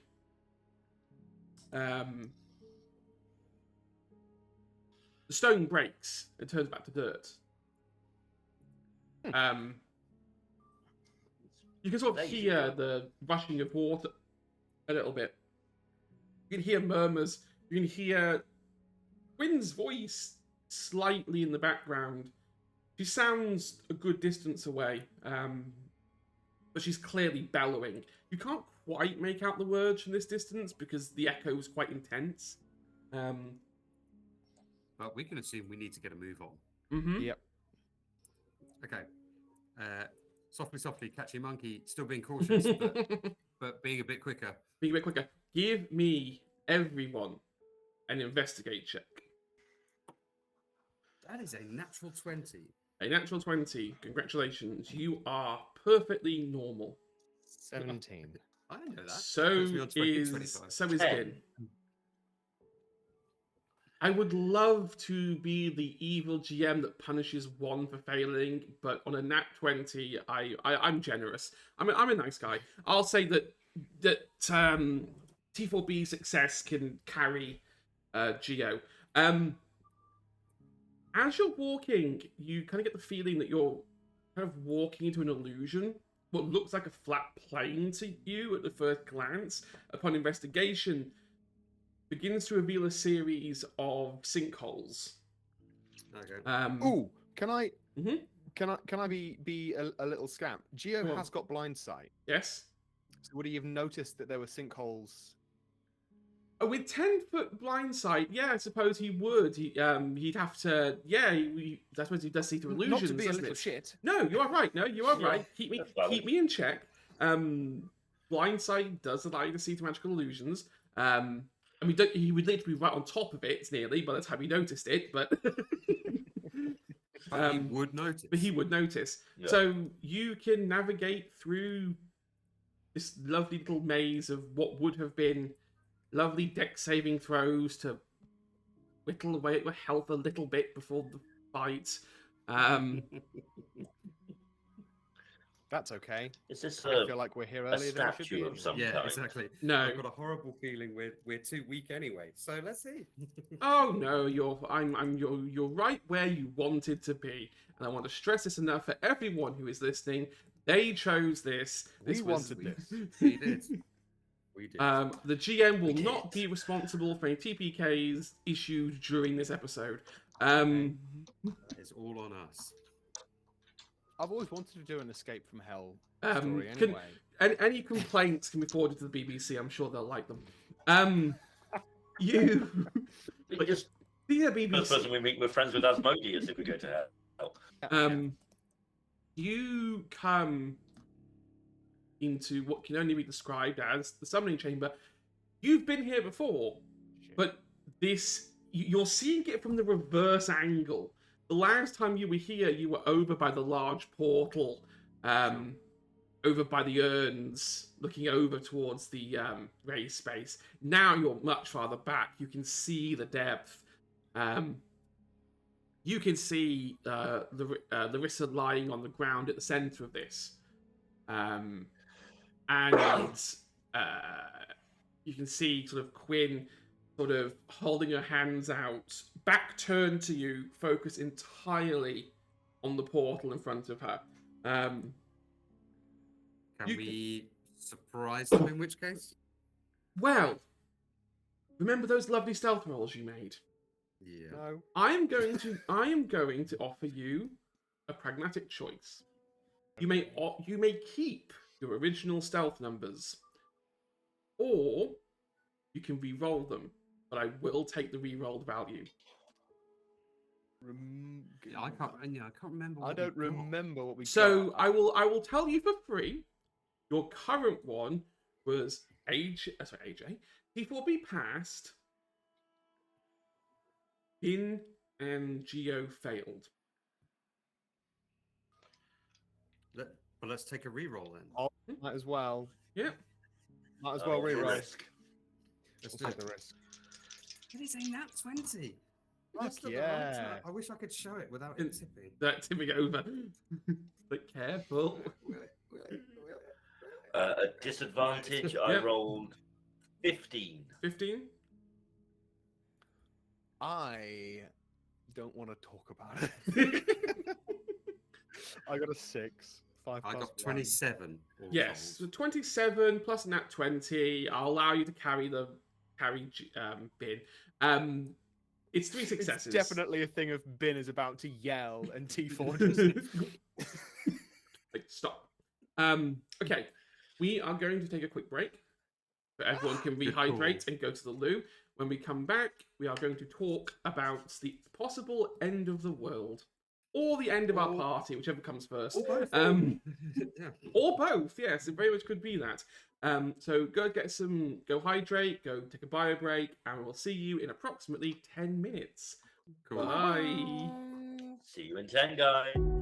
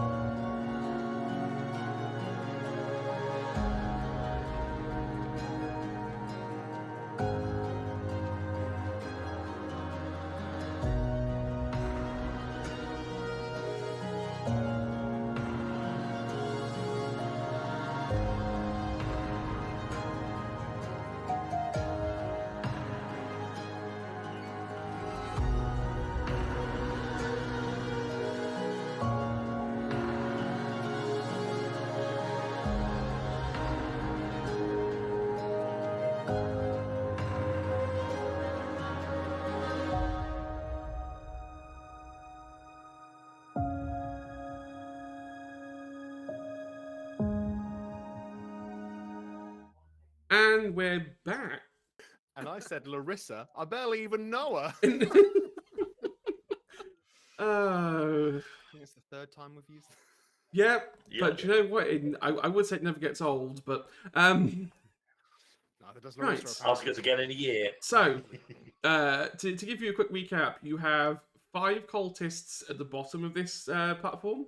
You've got Quinn at the very top. We also have down south, we have 2 little cultists who are talking near the waterfall, the little pool of water at the bottom. My map making skills are mediocre at best. Now, as I said beforehand, Quinn is not paying attention to you. None of them know you're there. If you would like to take if you want to position yourselves to where you'd want to start and what attack you'd like to open up with, I will give you a surprise round. And while you do that, I will hit the battle playlist. I'm going to very sneaky come up and I'll indicate to the others that I'm probably going to go for these 2 just on the left. To start off with. If you guys want to go for the Bin is going to gesture towards the summoning circle and mouth, "I'm gonna get Larissa." Right. And then Okay, then I guess that leaves me with Everyone else. everything else. he's gonna do it again. He's gonna say, "Get the girl and run." Oh, okay. maybe go through the portal. I don't know where it's connected to. I like the idea.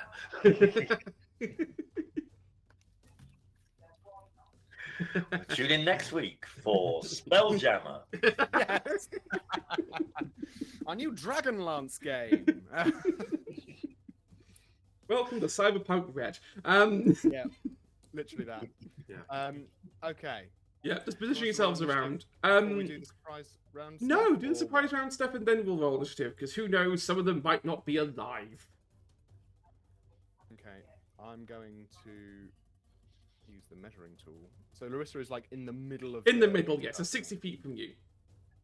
Cool. I mean, Bin is. 55, okay, for you, yeah. Fuck. Okay. Bear in yeah, mind Bin that will- the dais is about, or the platform is maybe 5 to 10 feet up, so you're probably going to have to use the stairs, otherwise it's going to be a Oh. jump. So can't quite get to her. I'd have to go through a cultist who would Yes. probably get an opportunity attack on me. Yes, All right. it's a surprise round, but I'm not giving you free go out of zone of controls. I get it. I get it. I get it. All right. Yeah. Bin will. The second Geo runs forwards, Bin will also run forwards, and Okay. unload 3 magic missiles. Okay. As in magic missile Yep. spill once into Quinn 3 times. Okay. Because he knows how magic works. Okay. Okay, Is so there that's one music attack in for roll Quinn. 20? There is missing roll 20, yes. Uh, Weird. okay. Try so- refreshing, sometimes it doesn't come through. Yeah, I'm gonna refresh it. A quick question. Yep. Let's get them out of the way. This, Yes, that's a is pillar. that a pile of rocks? Or... It's a pillar going from ground to Okay. top. Okay. I was also gonna ask, is that a throw-in hole? Yeah, that's No. Yeah. It's which would've going been up. Great. No, because you start throwing everyone down there. I'd have to keep finding new ways to narrate people falling down holes. It was my first plan was to suplex that guy into the abyss, but Okay. we'll change that.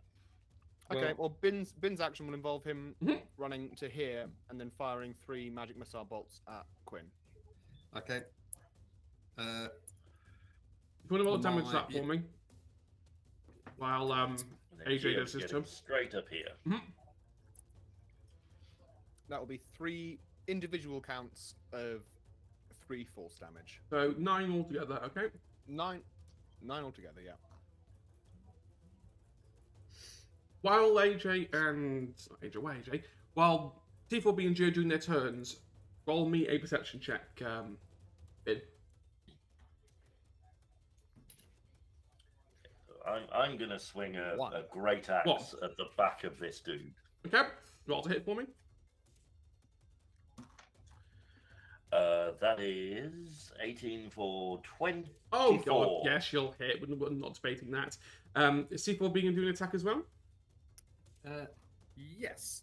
I am. Weirdly enough, I've changed my mind. Okay. I'm going to fire a firebolt Okay. at the main lady, In- and then run round to kind of stop these guys from Okay. doing shit. Remind me, is so- Firebolt a roll to hit or roll 9 to points damage? of damage for my. 9, okay. Sorry. No, it's fine. Yes. I would say, like, if I get both of you to do things like slightly independently, I can like jump between both of you. At 9 points of damage, you from behind completely, for lack of a better word, cut him down essentially. I'm not gonna get too visual on a Saturday early evening. You split him in twain. Yeah, completely. These are not magical, like high level people. So that fireball, what was it? It's a roll to hit, which is an 18 plus my 5 is 23, That will hit. doing 7 points of fire damage. Okay. Right, now roll me initiative, ladies and gentlemen. Let's get it on. Let's get Let's get it Ooh, on. That's okay. a 5. Saved all my high rolls. I like it. That is not good. So is 19 anyone... for me. Okay. Anyone Sorry. beat a 20? Yes. Okay, what's your over 20? I got 22. 17 plus 5. You were... I have a +5 to my dex, if that makes a difference. No, you have just been pipped. You have... Unfortunately, Quinn rolled a nat 20. +3. 23. So Gia was 19, weren't you? Yeah. What was Bin? 5. Okay, so the cultists. Little number that exists between 4 and 6. It's the cultists very much. Okay. Good job you got that spell off first. Okay, so top of the order, it is Quinn who goes first. Who has just got hit by both magic missiles and a firebolt. Sort of looks, but like lowers her hand slightly, looks behind, and sort of snarls slightly, and is like, "Get those assholes off me!" She then goes back and is going to, well, do something. Unfortunately, Josh failed to say the check to see what, and is then going to go back to casting the ritual. So that's her turn. T4B, it's now your turn. I will. I should have. Right I should have made a doom counter for the overlay for this. No!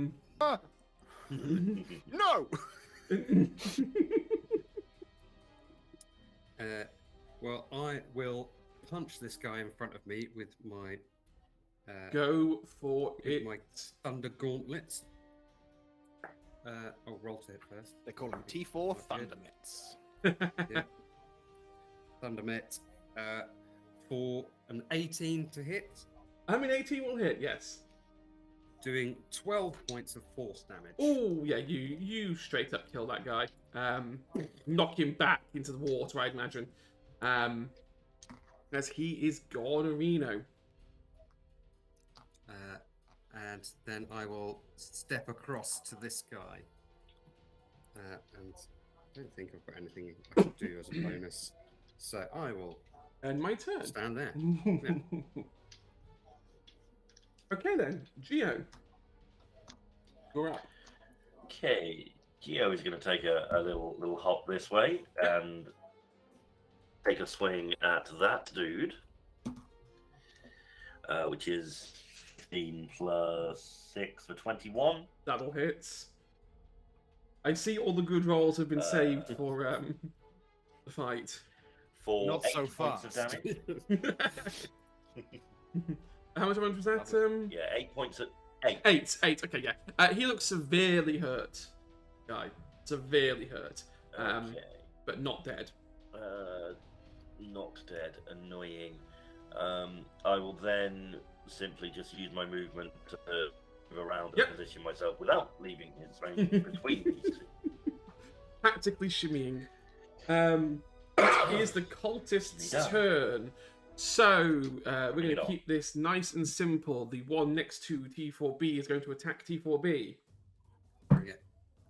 That is a 23 to hit. That hits. Oh boy!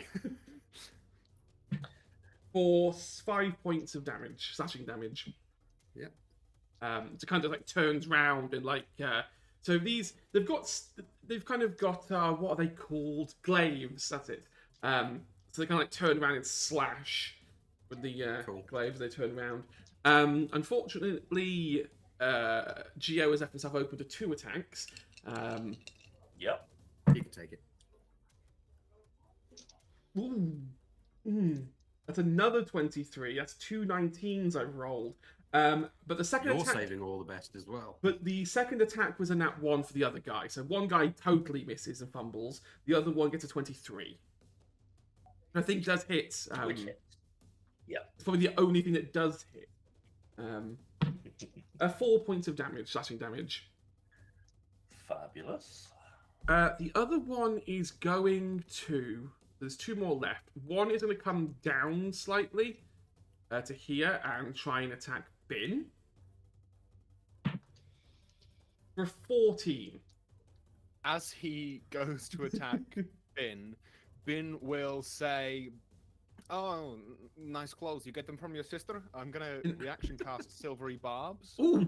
I need them to re-roll that. I'm going to give advantage to Geo on the next attack roll, Okay. ability check, or saving throw he makes. Ooh. No offense, T4. 7. 7 misses! It is! It's close. It works. Yeah. You see that One he... girl's Yeah, it has clothes. anything to do with it, you know? Yeah, he like stopped for a second, gets confused, and like carries on, but at that point it's too late. You've leaned back, anticipating the attack. The other cultist. Oh, what are you going to do, my boy? You are going to use your special ability to cast Life Transference on Quinn. Ooh. Ah. It's That a good idea to is go a for these high guys first. enough. So Quinn regains X amount of health, and the counter moves forward 1. Okay, so we are Just a counter. just for a no counter. reason. Yeah, just a Don't worry about counter. Yeah. Yeah. Yeah. That's the cultist's turn. Bin, it is now your turn. It is Bin's turn. Fuck. Okay. I'm just gonna double check that. No, okay, that's fine. Bin is going to. Fuck. Is this cult? This cultist is just wearing like robes and shit, right? Yeah. Cool. Bin is gonna look at this cultist and be like, "Think fast," and then just try and shocking grasp his Okay. face. That is think fast. You can. That is a shit roll. That's a 9. Will not do it, unfortunately. That's fine. As Bin does that, he's then gonna like look over his shoulder, and just try to scramble away. 1, 2, 3, 4, 5. How high up is the dais? Sorry, 5 feet. It's about 5 to 10 feet. So 5. So not jumping height. not jumping height, no. Okay. Climbing height, Um, yes, but not jumping height. Okay, 1, 2, 3, 4. Ah, shit. Hang on. Maths. All right, it's 1, fine. 2, 3, 4, 5. No, I'm going to go to there. He does get the opportunity attack Yep. should he wish to take it. I don't have anything. that would make That him not is do that. 14. 14 does hit, yes. Okay. That is. That's the biggest number I could roll on that. That's 7 damage. Okay. Yeah. Um, As being think fast. Shit. yeah, Turns. think Barris turns, gets slashed. Fuck. Shit. Geo. Okay. Geo. Okay. It's the Layer's turn. So the counter is at 1. So you see the circular arch, this portalway has 5 big circles on it. We're going around the edge. The first one in the bottom left lights up a dark purple. Larissa begins to levitate off the dais. She is now about 5 foot levitating in the air. Quinn is going to use her turn to try and push the counter up. So it's 15 or higher, isn't it? And 2 if it's a... Oh! You watch as the counter, the circles, there's only 5, 2 of them light. She rolled a nat 20.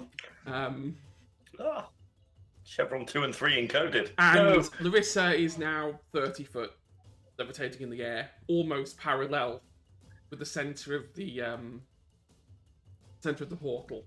As you can kind of hear Quinn kind of like laughing a bit more. And that's her turn. T4B, it's now your turn. Okay. I will. Well, I've got this person right in front of me. Mm-hmm. I know. Obviously, we kind of need to go for. I've just got to. Right, so I'm just going to hit the person in front of me. Okay.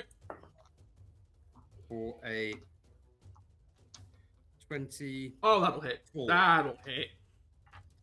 Doing 6 plus 5, 11 points of thunder damage. Oh god, that guy's he's gone. Just electric zap. Incinerated.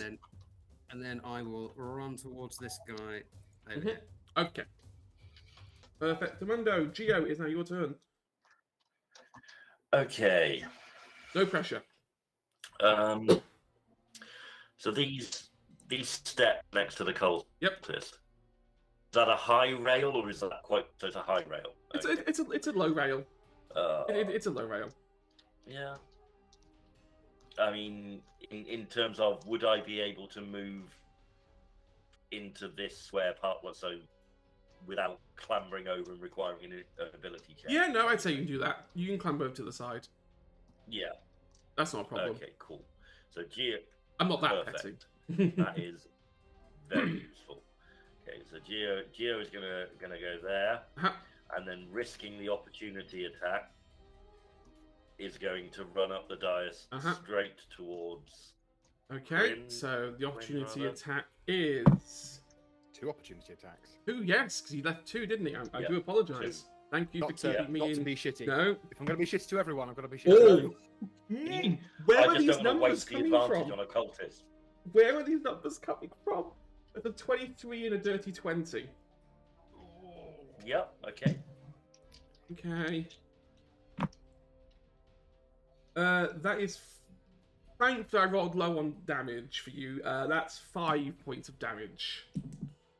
That could have been much, much worse. Could have Okay. been much worse. Okay, so you've navigated around, you've I learned would at like the dais. So you're I right in front of will- Quinn, aren't you? Yeah. Okay.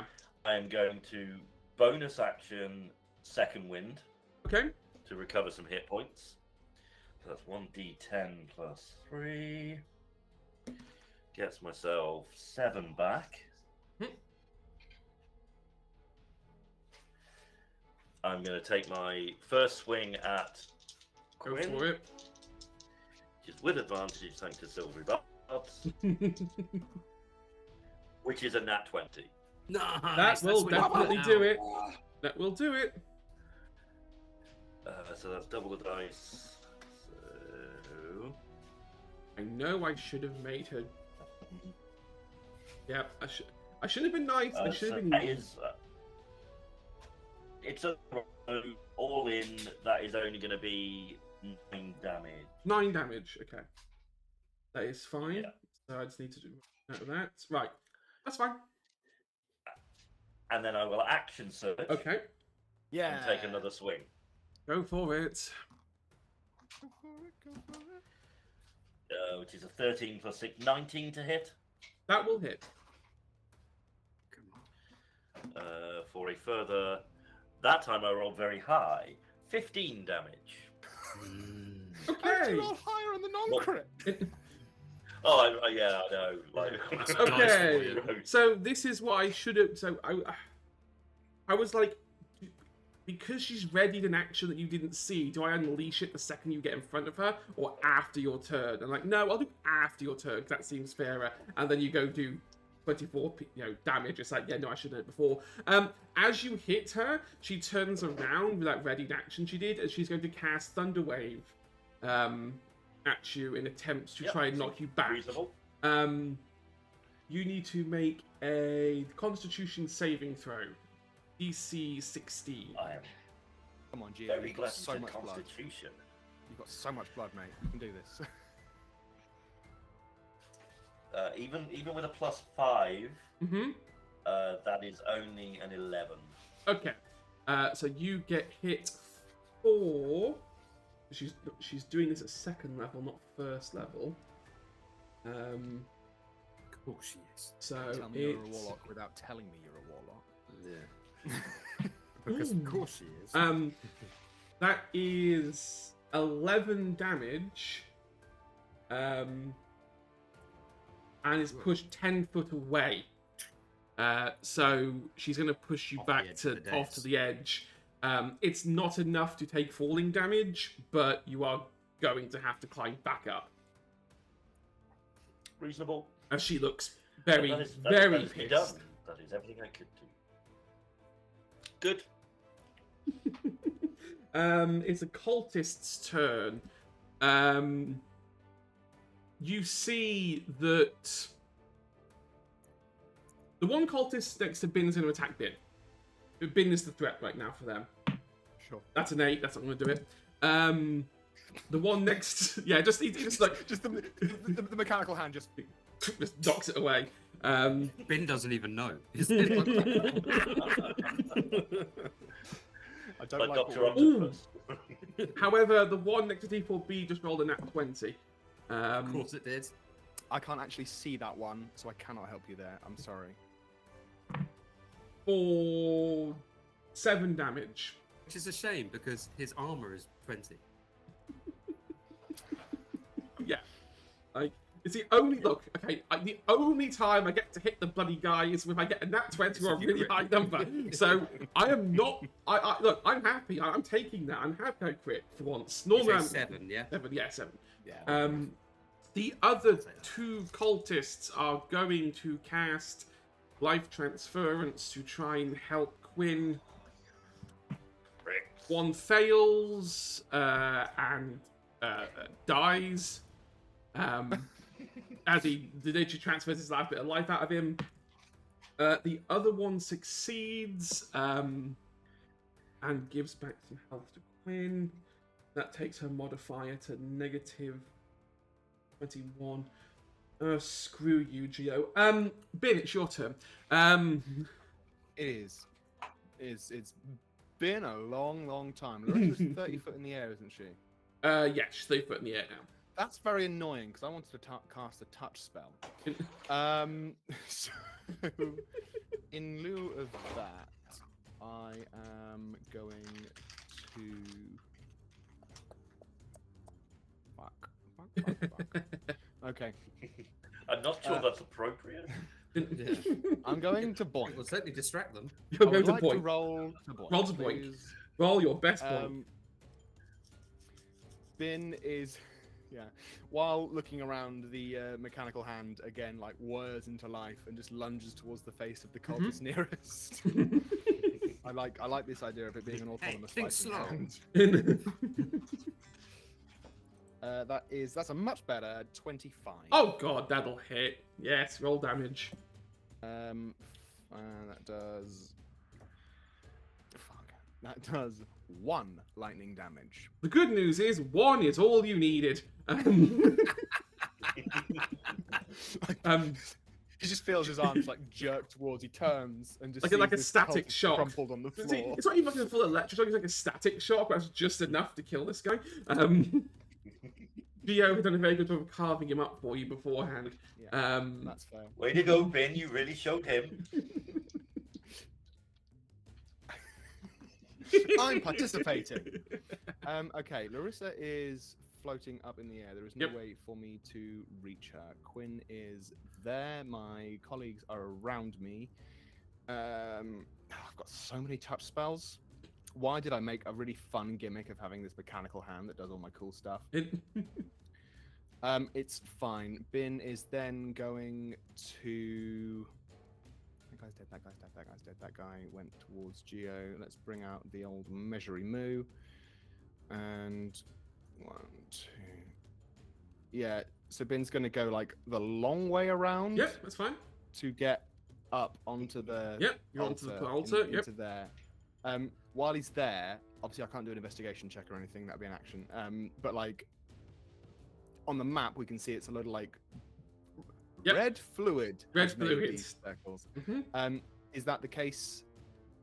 Yes, that is the In case. that- Okay. There's the case. Cool. I will. Do you know what? Investigate. Go on, investigate. It's a free action. You've done a good job so far. 9. It's blood. You can't Yep. tell whose. It's blood. I thought it could be wine. Cool. Okay. Bin's gonna sit with that. Okay, That so is the end of my turn. it is Quinn's turn. The counter is at +3. That one. He's going to make an attempt to try and push the counter forward. However, because she got hit. Go on. No, go on. No. If she's got a disadvantage thing, then it's fine. Well, what I was going to say is because she's been hit by Geo, she's been hit by Geo, but she's been healed by. She takes a -21 to this roll, but she adds her modifier, so it's more like -17. So there is, unless she rolls nat 20, she can't do it this round. That's an 18. It would have passed, but it doesn't pass. She's too focused on what's happening behind her. She doesn't push the counter forward. It's a very fun mechanic. Yeah. Is Quinn floating? No, Quinn is standing on the ground. Okay. Cool. Great. That was the only question I had. Okay. It is T4B's turn. Okay, well, this guy's in front of me. I'm gonna hit him for a been attacked by 16 plus 5. Oh, that'll 21. hit. I think it was for a +5. But anyway, I hit him. That's No, +7. But anyway, so 23. So he takes 4 plus 5. So he takes 9 points of thunder damage. oh, he's gone. Ah. He gets sapped. Thundercat. And then T4B will run 1, 2, 3, 4, 5, 6, and go, Ben, get out of the way! That'll be his turn. Okay. Fine. That Oh, is. yeah, and I'll use my bonus action to boost my HP with my force field. Okay. Go for it. A stiff wind can push Ben out of the way, to be honest. You don't need to yell, get out of the way to Ben. Okay. So while you do that, then T4B, Geo, it's your turn. I mean, I could scramble up the 10-foot wall, I guess, but I mean, why when I can just use action economy and jump onto the stairs and climb up again? Yep. And we will swing at Quinn because she pissed me off. That is 11 plus 17. 17, you say? That doesn't Yeah. hit. As you try to do Brings it, up. waves her hand behind her, and a shield disappears behind her as it knocks the weapon back.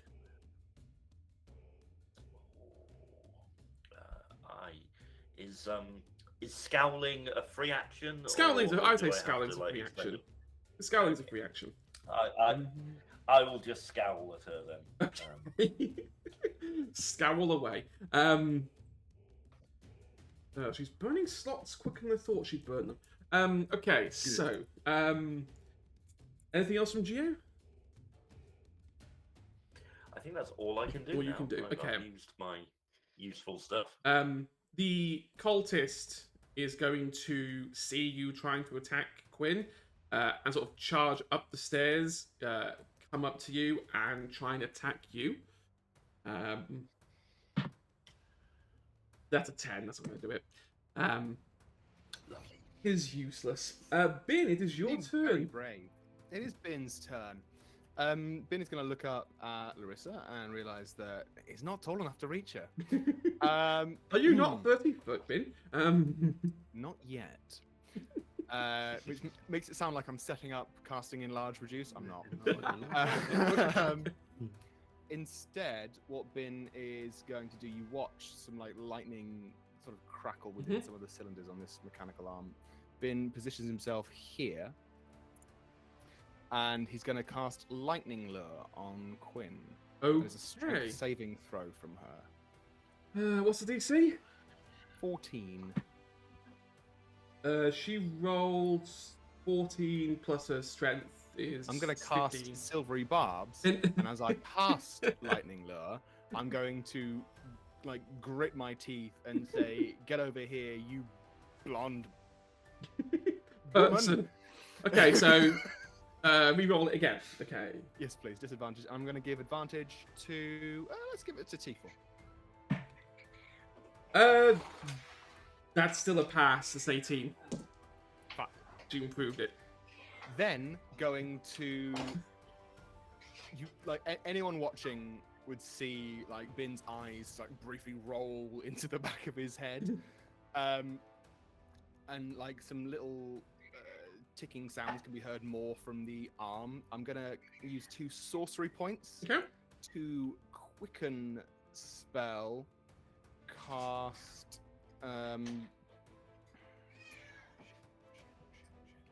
gonna cast Mind Whip. Okay. His eyes roll into his head, and like the lightning lure lash just like turns into like a purple thing, which goes towards Quinn. I need her to do an intelligence saving throw. Fuck. That's a nat 1 for 6. Cool. So she's gonna take. Ooh, good dice, good dice. She's gonna take 11 psychic damage. Okay. Nice. And can't take a reaction until the end of her Oh, next turn. you piece of... Moreover, on her next turn, she must choose whether she gets to move, take an action, or a bonus action. Only gets one of the 3. Okay, this is... Right, fine. Fine, you want to play games. And then Bin just goes, Okay. need a Gatorade. Okay, so she can't cast shield. This is going to make things pretty interesting. Correct. It is now her turn. What is more important, getting the counter to 5 or getting everyone away from her? Getting everyone away from her. She is going to use her action, and she's going to try Thunder Wave another time. And because you're all within 15 feet... No, because it's the 15-foot 15-foot cube. So it's the 8 squares Yeah. around you. Yeah. Yeah, it's not 15 diameter. No, 15 radius, cube, okay. It's 15 diameter. So Bin's outside of it, but Geo in T4B is, and I think the cultist is just out of it. Yeah, so you need con save. Yes, I need con You've saves got from both of advantage you. on this. Oh yeah, that's right, advantage. Which is nice, putting me on an 18. 18 will pass. 22. 22 will pass. Solid. You don't get knocked back. On a sexual sake is half of the damage is not pushed, but she is casting this at 3rd level. For 10 points of damage Okay. on you both. Oh boy. Oh boy. Oh, not looking good. I am massively blooded. And Yeah, I'm quite Yeah. bloody myself. But we'll see. That's her turn. She can't do anything else. She had to decide to take an action. So she's been hobbled. T4B, it's your turn. Okay. I am going to cast Thunder Wave back at her because why the hell not? Okay, go for it. So the con save. Con save. I'm hoping she's relatively weak. 'cause she's all That spelly. was a 12. I don't think that passes. That will not pass. So you will take Yep. you will take 2d8 of thunder damage, which is 12 points of thunder damage. Ooh, Nice. okay. And you are blasted off the dais. Okay, so go on. Does that give me an opportunity attack if No, you're pushed 10 no, feet? No, because that's forced she's been movement. she's been moved. Not rather than willingly having moved. Right. herself. So she's going to go there.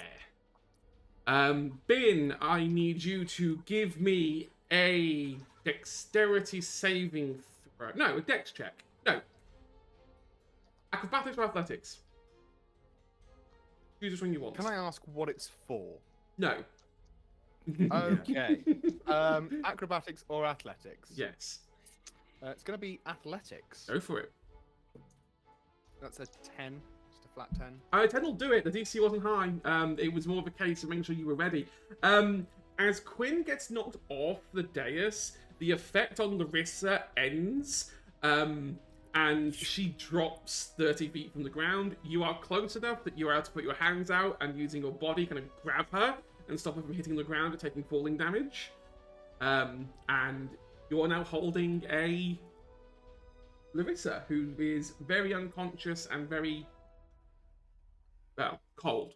Is there anything for T4B? So is it a bonus action to use a potion on myself? Yeah, bonus Or is action it is a on Give it to yourself. someone else. Yeah. Okay. In which case, I will drink my health potion because I need it. Yeah, The might be doing the same. Yeah, the 7 plus 4, so 11 Okay. points of healing. Okay. Geo, it is time for you. It's time for you. It's your turn. Geo is going to drink a potion as a bonus action. It's almost like I warned a TPK might happen. 8 points of healing, Okay. which gets me. Meh, we'll see. Geo is going to look at Quinn and take a running jump off the platform and attempt to strike her with his great axe. Go for it. Give it some. Frustratingly, I can't use shield because It's 12 for 18. yeah, that'll hit. Come on. For 8 plus 4, 12 points of good old axe damage. As you do this, you think you've got her. Your axe is going.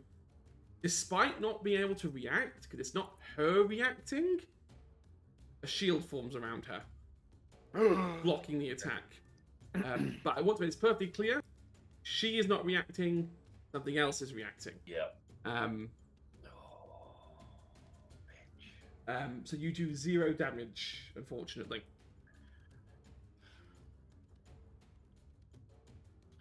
Okay. Anything else? Yeah. No, I'm going to keep myself positioned between Okay. her and the altar. That's fair. The last cultist is going to roll a dice. It's a weird thing to do in the middle yeah. of combat. Yeah, I don't know why he would do that. Okay, so this cult sort of notices the shield over Quinn. So this isn't like a normal like cast reaction spell shield. This shield is fully enveloping her, and it's kind of like it's an astral color.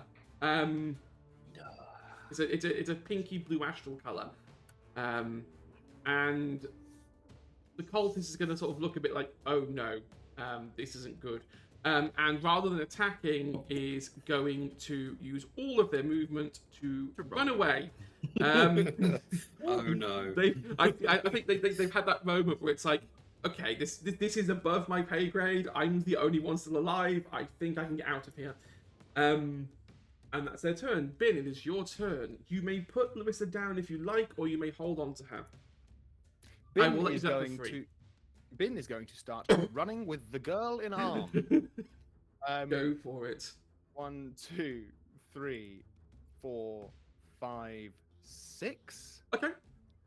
to there. Yep. Stand in front of the cultist. And then Think fast. Chuck the girl at the cultist.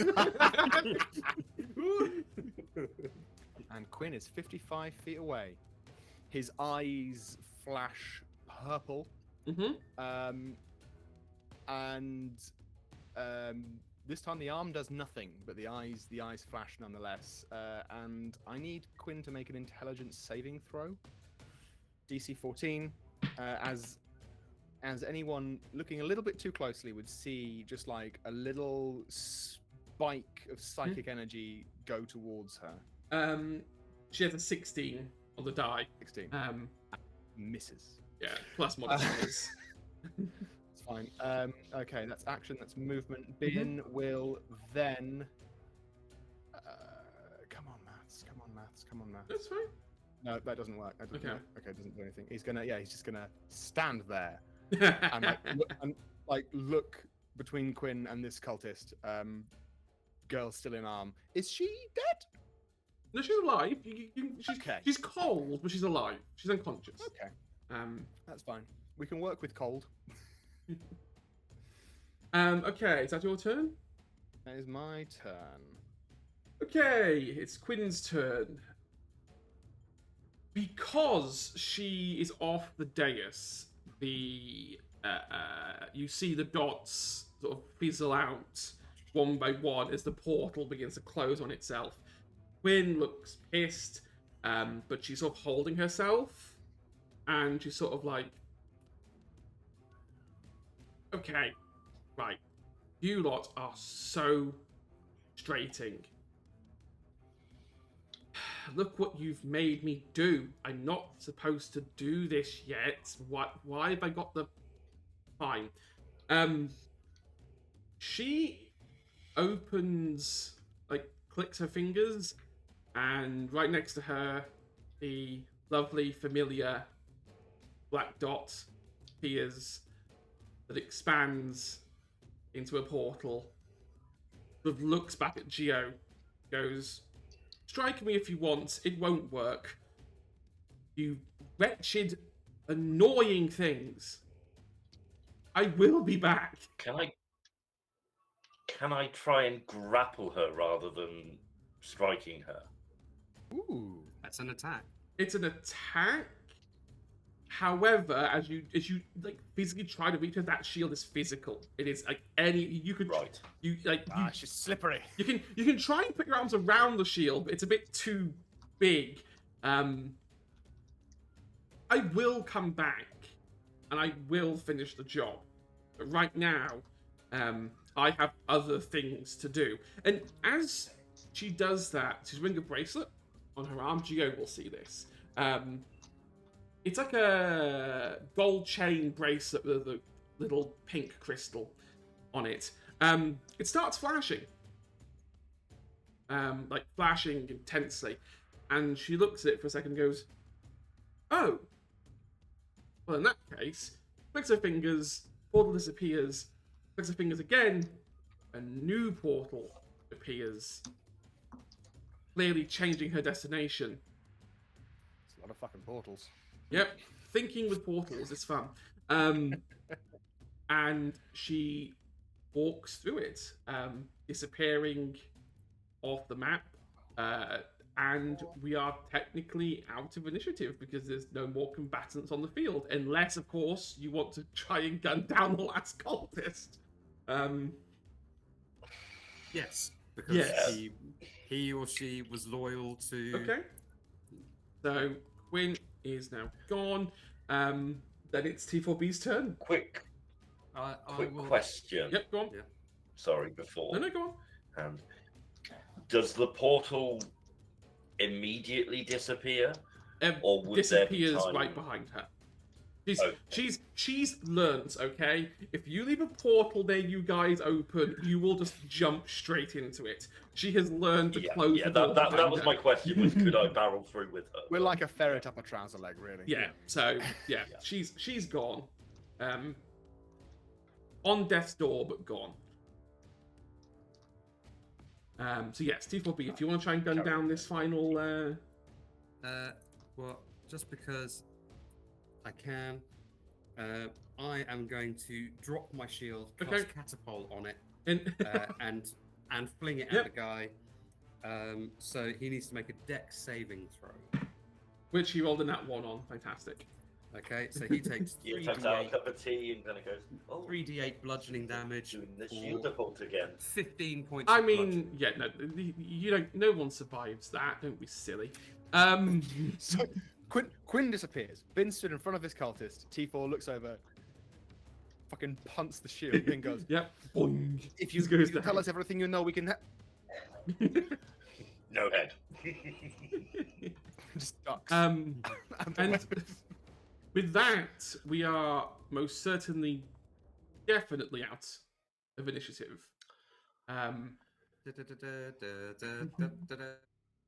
There we go. Can everyone just give me a real quick audio test? Nope, it's done it every time I jump from one thing to the other. Give me a second. Yep. No, it just seems to be whenever you jump from one scene to another, if you jump to a scene with another thing in it, it does it. Like, I will have to investigate. If I then do Joshy, well, reappear and unappears. Okay, so everyone give me a quick sound. Wait 1 second. Try now, everyone. Yep. What's going on? Yeah. Hi. Josh, Mike, there we go. All Do back. the job that's in front of you. Literally, There you we just go. literally have to go into properties, untick the total audio from OBS, hit OK, reopen it, tick the box again, and it works. It takes 30 seconds to fix, but okay. Strange. Bizarre. The portal behind Geo closes. Summoning is stopped. The potential end of the world has been avoided. Subverted. Bin immediately drops to like one knee and lays Larissa on the ground. Mhm. He's gonna look over at T4 and say, "Hey, bud, you got any Heelys left?" I have no Heelys left whatsoever. Okay. I am going to exchange my last 2 first level slots for sorcery points. Okay. I'm going to use my 3 remaining sorcery points to make a. Hang on, actually, I want to double check my maths is right on that because I might have my maths way off on my sorcery points. Yeah, and Yep. then my 3 sorcery make a 2nd level spell slot, Okay. which Bin will then use to cast Lesser Restoration on Larissa, Okay. ending any blindness, deafness, paralysis, or poison on her. On that, she wakes up. She had been paralyzed. Bin looks very pale. He's just like. Thank the fucking Gabriel. What? Where? Oh. Why is it so dark? You are safe. You are safe for now. You are Larissa, yes? Yes. Yes. What is this? Larissa, you were kidnapped by some people. Your father sent us to rescue you. We are going to take you home. No, I'm fine, by the way, guys. Follow-up question. Uh-huh. After Bin's looked at Larissa, made sure she's breathing, gonna Yep. look up at the portal and see what's going on with that big arcade gate. What's going on with that? Give me an Arcana check. I will. Probably not do very well at that. Natural 20 plus 3. 23. Oh, of course.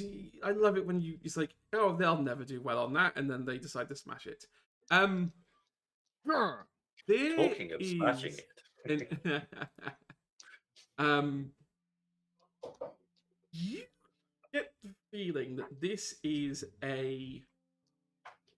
it's an Imperium gate.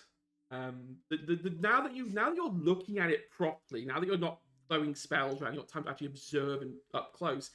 It's very similar. It's Imperium by design. The architecture is very similar. It has around it some sort of language. Like it's nothing that you've seen before. You can kind of, it's similar to like an old-timey language in that you can notice some of the letters, but it's not enough to make out what all the words are. It looks heavily repurposed. Whatever this gate is, what just happened was not its original role. If you look on the base of it, there's crystals and urns and a few what look like really hastily made conduits. like jacked into the bottom of this thing. On the 20, I will say you feel a weird connection, a strange connection with the gate. As you get, how close are you getting? Are we just looking around? Are we touchy? Are we walking up the stairs?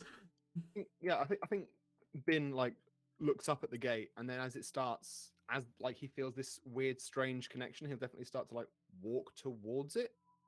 Okay. On a 20, and you have been Gabriel touched, you Consensually. you of all people, because you've had an astral arm, like you've well and truly, like out of everyone, is probably the most attuned to Gabriel.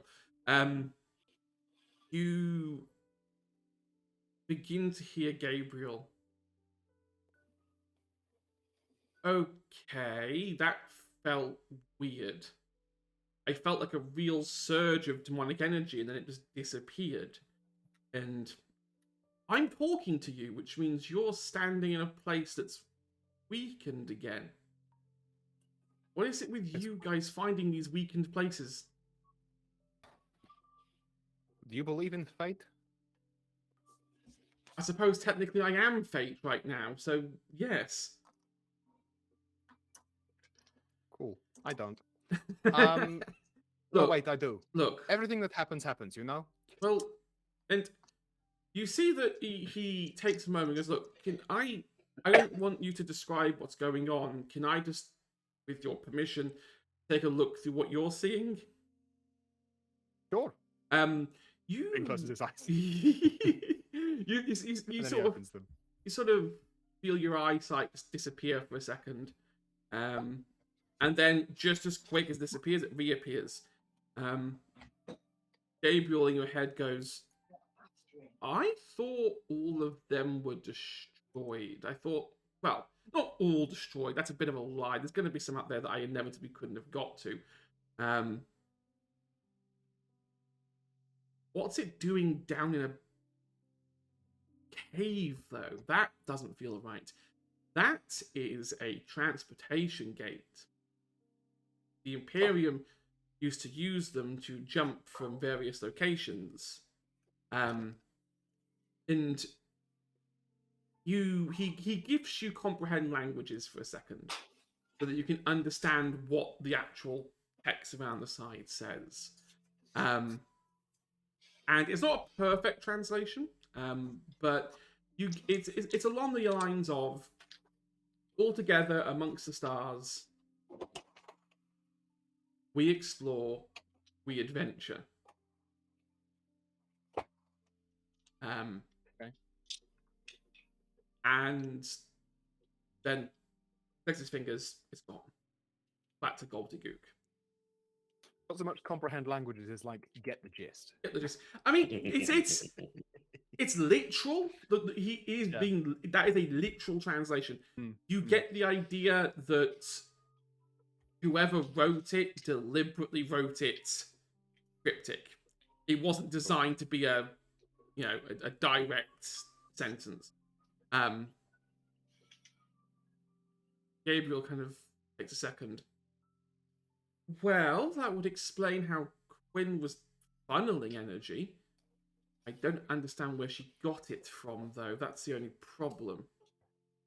I get that Larissa was the catalyst. That makes sense, but I can't help the feeling I'm missing something here.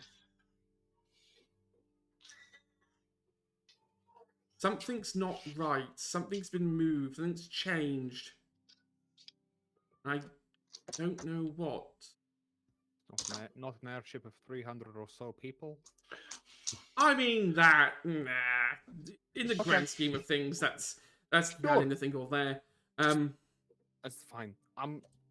Hey, look, we don't want to dwell on this, and this is obviously taking a lot of energy from you, and the astral plane is being destroyed. No, reconfigured. Hey, are we good to destroy this gate? I mean, you can try. It probably will take more force than what you're capable of, but by all means, give it a Finn go. just looks at Geo and gives him a thumbs up. And Joe swings give at the me- thimbles. give me a strength roll, flat strength modifier. Just a flat strength. Yeah.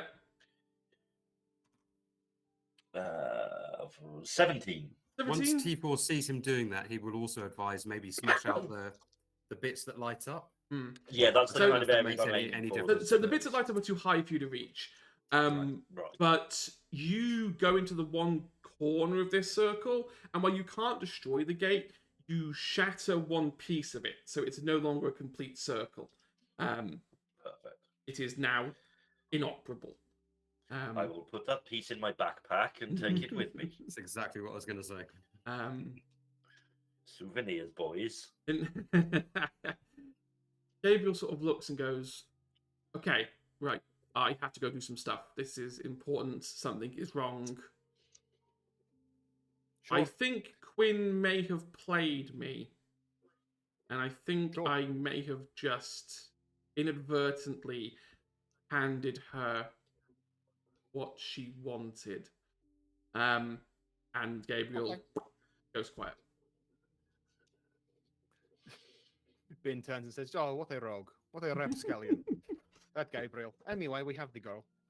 We have completed the quest. And hey, Larissa, you sit there, hon. You stay there. My name's Ben. This is T4, and this is Geo.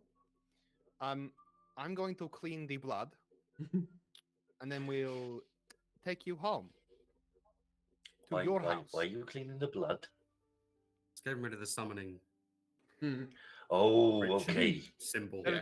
There's Sorry. magic shapes. I'll get rid of them. I didn't say there's an awful lot of blood in this place now. Yeah. Oh, not that blood or that blood. or that Welcome, blood. welcome Specific that to blood. Tails Cleanup Detail. Yeah, you watch Finn's just gonna the go around yeah. digitating all the blood away. Yeah, it's gone. You clean the circle up. I'm guessing now the immediate job is grab the girl, run back to Willowshire with Yep. as much I safety mean, speed as obviously- possible. Search the cultists for anything handy. Of course, loot the bodies. Give On me- the way out, or I chests or anything. Give me an investigate check. Everyone, give me an investigate check. I will say on the way out, I will tip the table over as was pre-arranged part of the plan. Fair. That is a 19 on 19? investigate. 15. 15. Yeah, 15. 15. Okay, I'll say you find trinkets that are saleable for 10 gold each. Ooh. 10 gold each. Nice.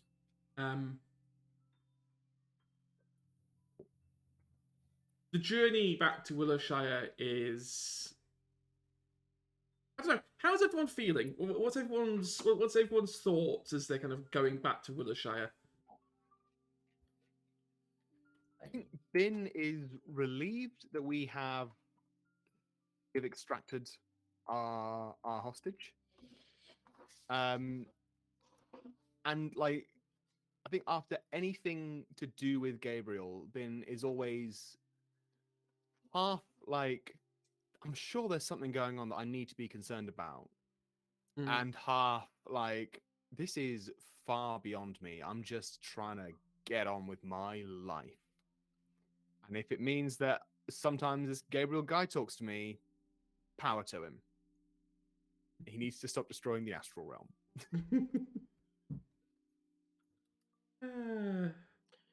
Geo, I guess, is pleased that we've done the job. Very much keen to reunite Larissa with her father, but also kind of knackered and spent and has Exhausted. Yeah. So he's probably just in a bit of a daydream on the journey back, not really saying much. T4, I think, is good tired from a job well done. Looking forward to a nice reward, hopefully. Much like been, it really is just like I think because he hasn't had any dealings with Gabriel particularly, apart from the popping us back into reality where he did. He just think, well, there's nothing I can do about that. That's outside of my power. I can only do what I can do in this world. And if I can have some fun and laughs along the way, then great. Because life's too short. And there's definitely a point on the walk back that Bin quite loudly exclaims that we almost bloody had her. Kicks a stone, stubs his toe on a stump. Aid ends. T4B will catch the stone with his mage hand and put it back down. Next time. Yeah, aid is over now. We no longer have aid. So if you were relying on aid to stay alive, then you're gonna unfortunately not be alive. I don't think that's. I think it adds it on top. Yeah, it does. Yeah, your max just goes down, so don't worry. Yeah, and it was 5, wasn't it? Yeah. Okay. Okay. So I'm gonna do a bit of paraphrasing here, in the interest of letting some time pass. You drop Larissa back at the estate. Mr. Penfold is extremely grateful. He can't keep profusing his thanks enough, but also notices that you are basically exhausted. So rather than talk about it with you, he lets you go back to the inn. Pays for the whole night. That's not an issue. That is trivial at this point. Lets you guys get a long rest. So feel free to long rest yourselves up. I should come back in the morning. The attitude in Willowshire in the morning is a little different than what it would normally be. There's a bigger sense of elation. People seem to be very it's a celebration. We're doing a celebration, joyous. Everyone's got a spring in their step. And because Larissa is back, news travels fast. You get the impression that Larissa was quite popular in the village. It's a small village. Everyone knows everyone.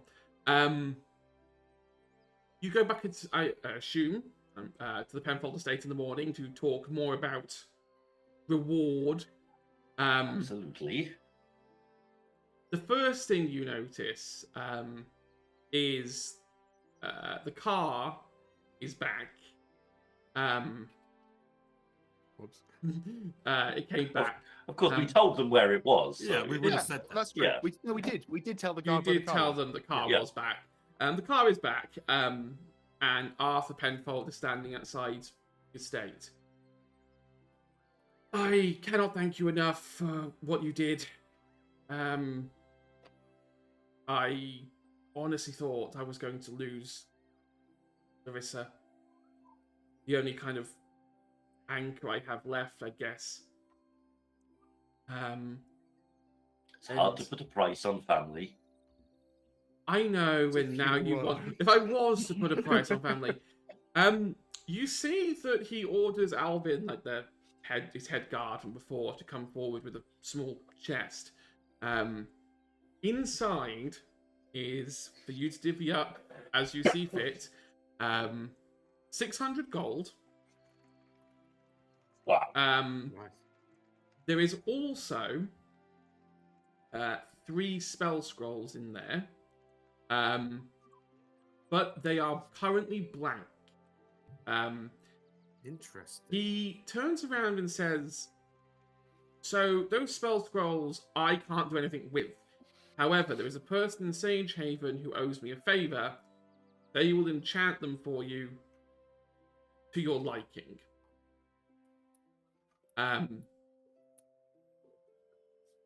He then hands 2 more things to you. One is a letter, and the letter is addressed to you. And well, it's just to you in the sense of it's the calling on it is the heroes of Willowshire. It is an invitation hastily sent here at the very last minute to attend a feast on behalf of the Duke of Sagehaven.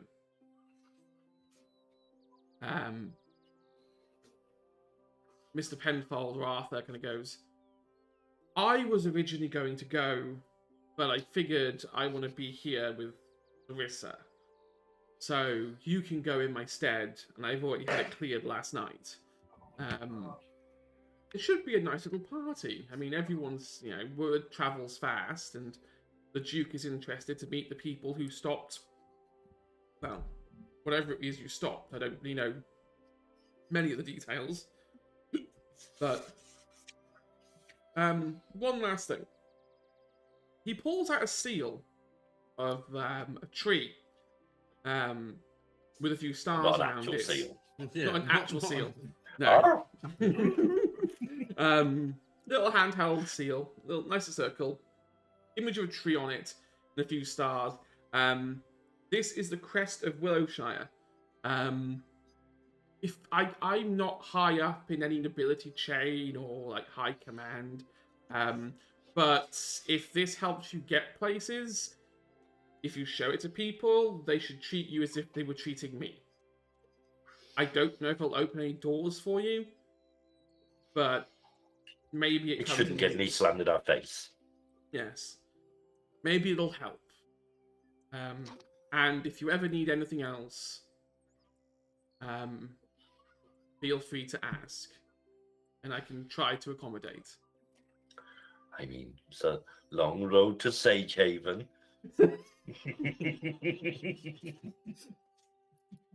Nope. It just like turns, it just literally turns to you and says, "No, no." T4, can you give the man his keys, please? Oh, thank you. I honestly wasn't that fussed. It's an old model anyway, but I'm glad you. I mean, we'll take it if you No, don't want it is far too suspicious.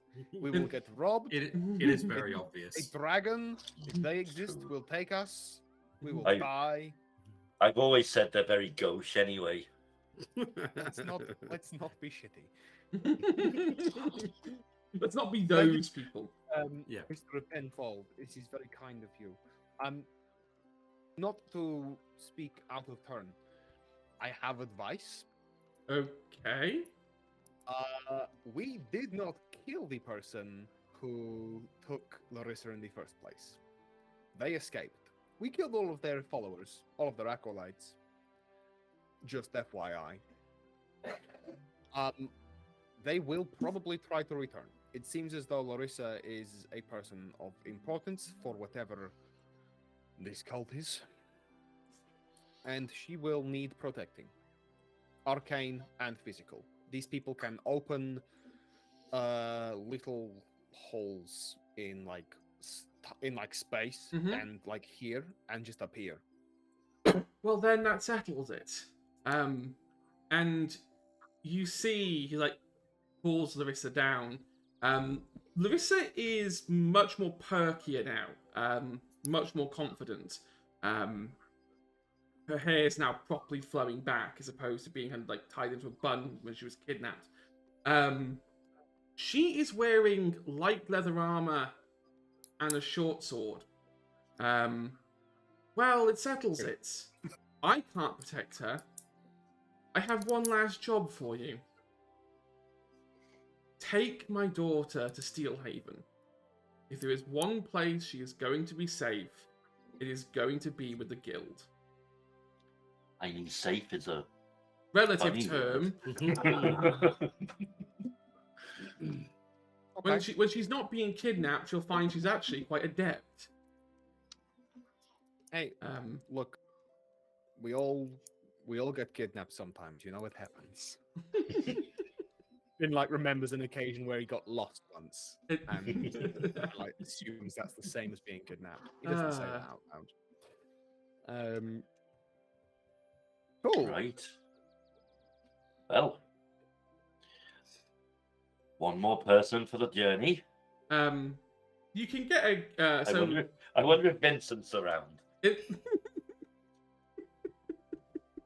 Vincent's long gone, unfortunately. But you can get another caravan out. There is a caravan heading to Sagehaven. You can hitch a ride on that. So Larissa joined your party. She is a level 4 rogue. Right. All right, Larissa, go off. She's You she's and your level trained. 4-ness. She's trained. However, you also now become level 4. Yeah. You get your level up. Tasty level up. You get a level up, so enjoy that. There is one last thing that I need to cover before we break up. As per your instructions, Brock finalized the deal, and the Sleeping Bard is now an official outpost of the Steelhaven Adventurers Guild. Nice. And that is the end of the first chapter of Tales of the Third Spire. Amazing. We didn't get a TPK, thank goodness. It was close. It was close. It was close. Was by the wire. And if anyone who watched the guest episode will know what happens next. I'm looking forward to it. I can't wait. Still not going either. to watch it. I don't know if I should watch it. Yeah, I don't want to watch Okay, it. I look, want to be here's surprised. the thing. Oh, you'll be surprised. You'll be very surprised. It's not what you think it is. But I mean, I think it's a lot of a bowl of porridge. you. Well, I think the BBEG is the cat. Mr. Norris's cat. Yes, it was a cat the whole time. While the other party saw was this cat taking over the world. All I will say is courtesy. Pushing things off the edge. Yep. It was like it gets on the spire, just knocks it into the water. This world. All I will say is courtesy of this session, the timeline is now back in sync. The previous session took place a little bit in the future. So technically, if we're going by chronological order, episodes 5 and 6 should be flipped. But now we're back to chronological order. I have thoroughly enjoyed this. When I first started, I didn't think we'd even get to the end of the first chapter before things would unravel or something horrific would go wrong, as is life. And you were right. First episode. It's all wrong. Yes. So, can Joshi remember through his wonderful note as a teaser for everyone at home what was supposed to happen in Sagehaven? Gabriel told you. I mean, as far as I'm concerned, there's Yep. a swanky party happening in Sagehaven. However,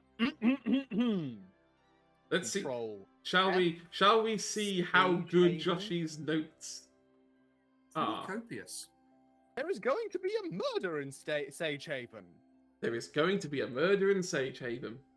at some point. We don't know when. I mean, I'm not gonna lie, my brain went to there's a party of goblins turning up to join a guild. There is also a party of goblins arriving to join the guild. So say hello That's to in one. Steelhaven, not Sagehaven. They were going to Sagehaven to sign up, Right. and then to Steelhaven. Okay. There's a Okay. there's a Oh, branch yeah, office so we'll in probably bump Sagehaven. into them. Yes, Right, you yeah. you might bump back into them. A murder in Sagehaven. So keep an eye out on YouTube. This will go out on YouTube. I'm trying to arrange some time. I want to try and get us all together for a quick 1 hour special YouTube video where we have a bit of a people would call them fireside chats.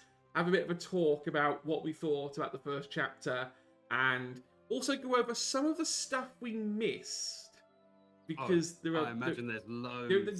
there are little bits that we didn't get to explore because we decided to go straight to the BBEG.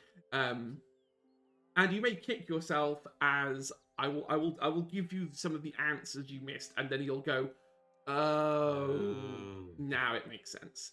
Oh, Quinn!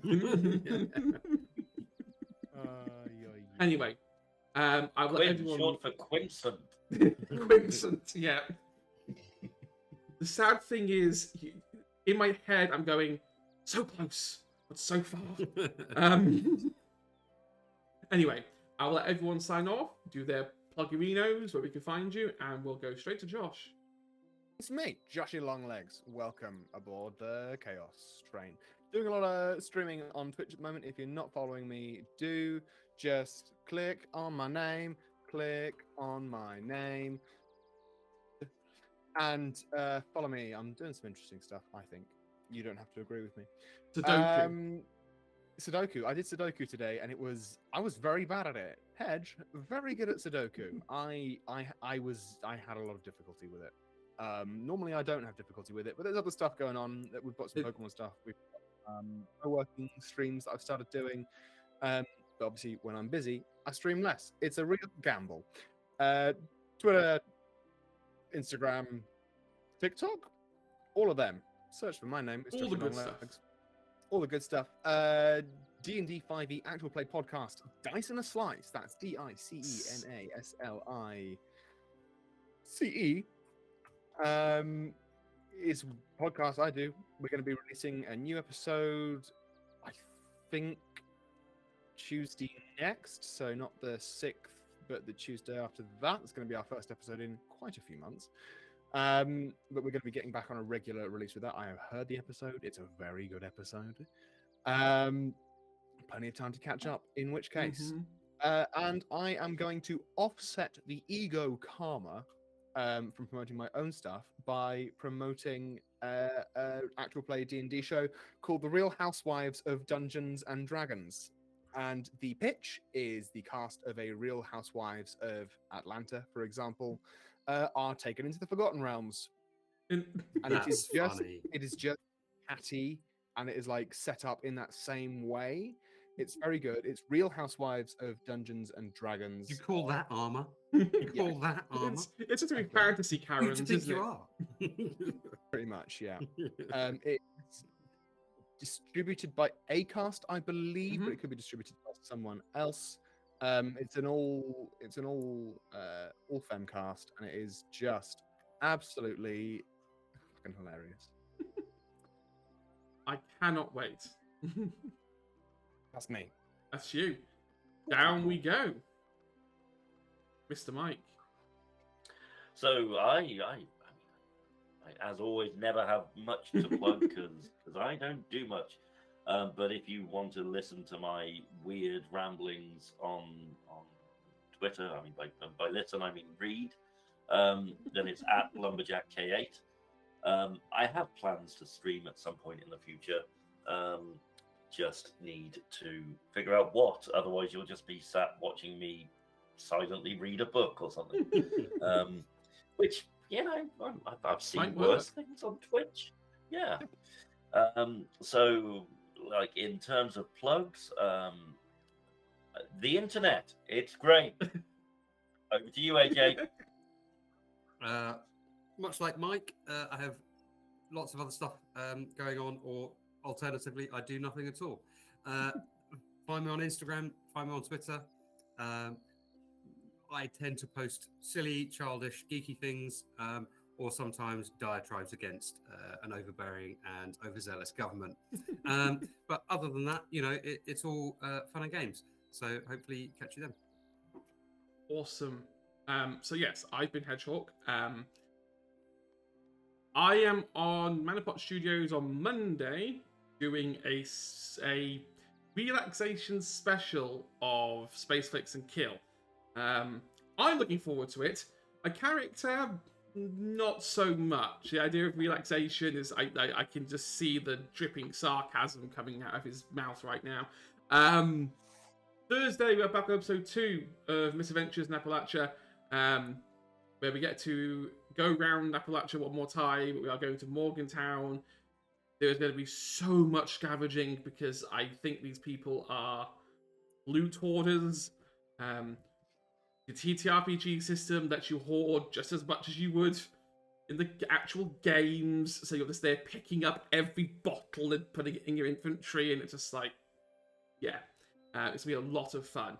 And then next Saturday we are back with Chapter 2, A Murder in Sage Haven. We are going to raid out because that's a popular thing to do. Now, none of the people I'm following are online, but I have found one that looks relatively interesting. Because I'm intrigued and I want to actually watch this channel for a few minutes because I like the art style. We're going to go and raid VTuber Tabletop. There's an entire VTuber cast, which means really pretty artwork. One day, I promise I will get enough money to pay for artwork. I just need to rob a bank first. So we're going to go do that. So I'm going to hit the start button like that. And I think that does something. I think. I don't really know. So, goodbye. Rating Have fun. 4, 7.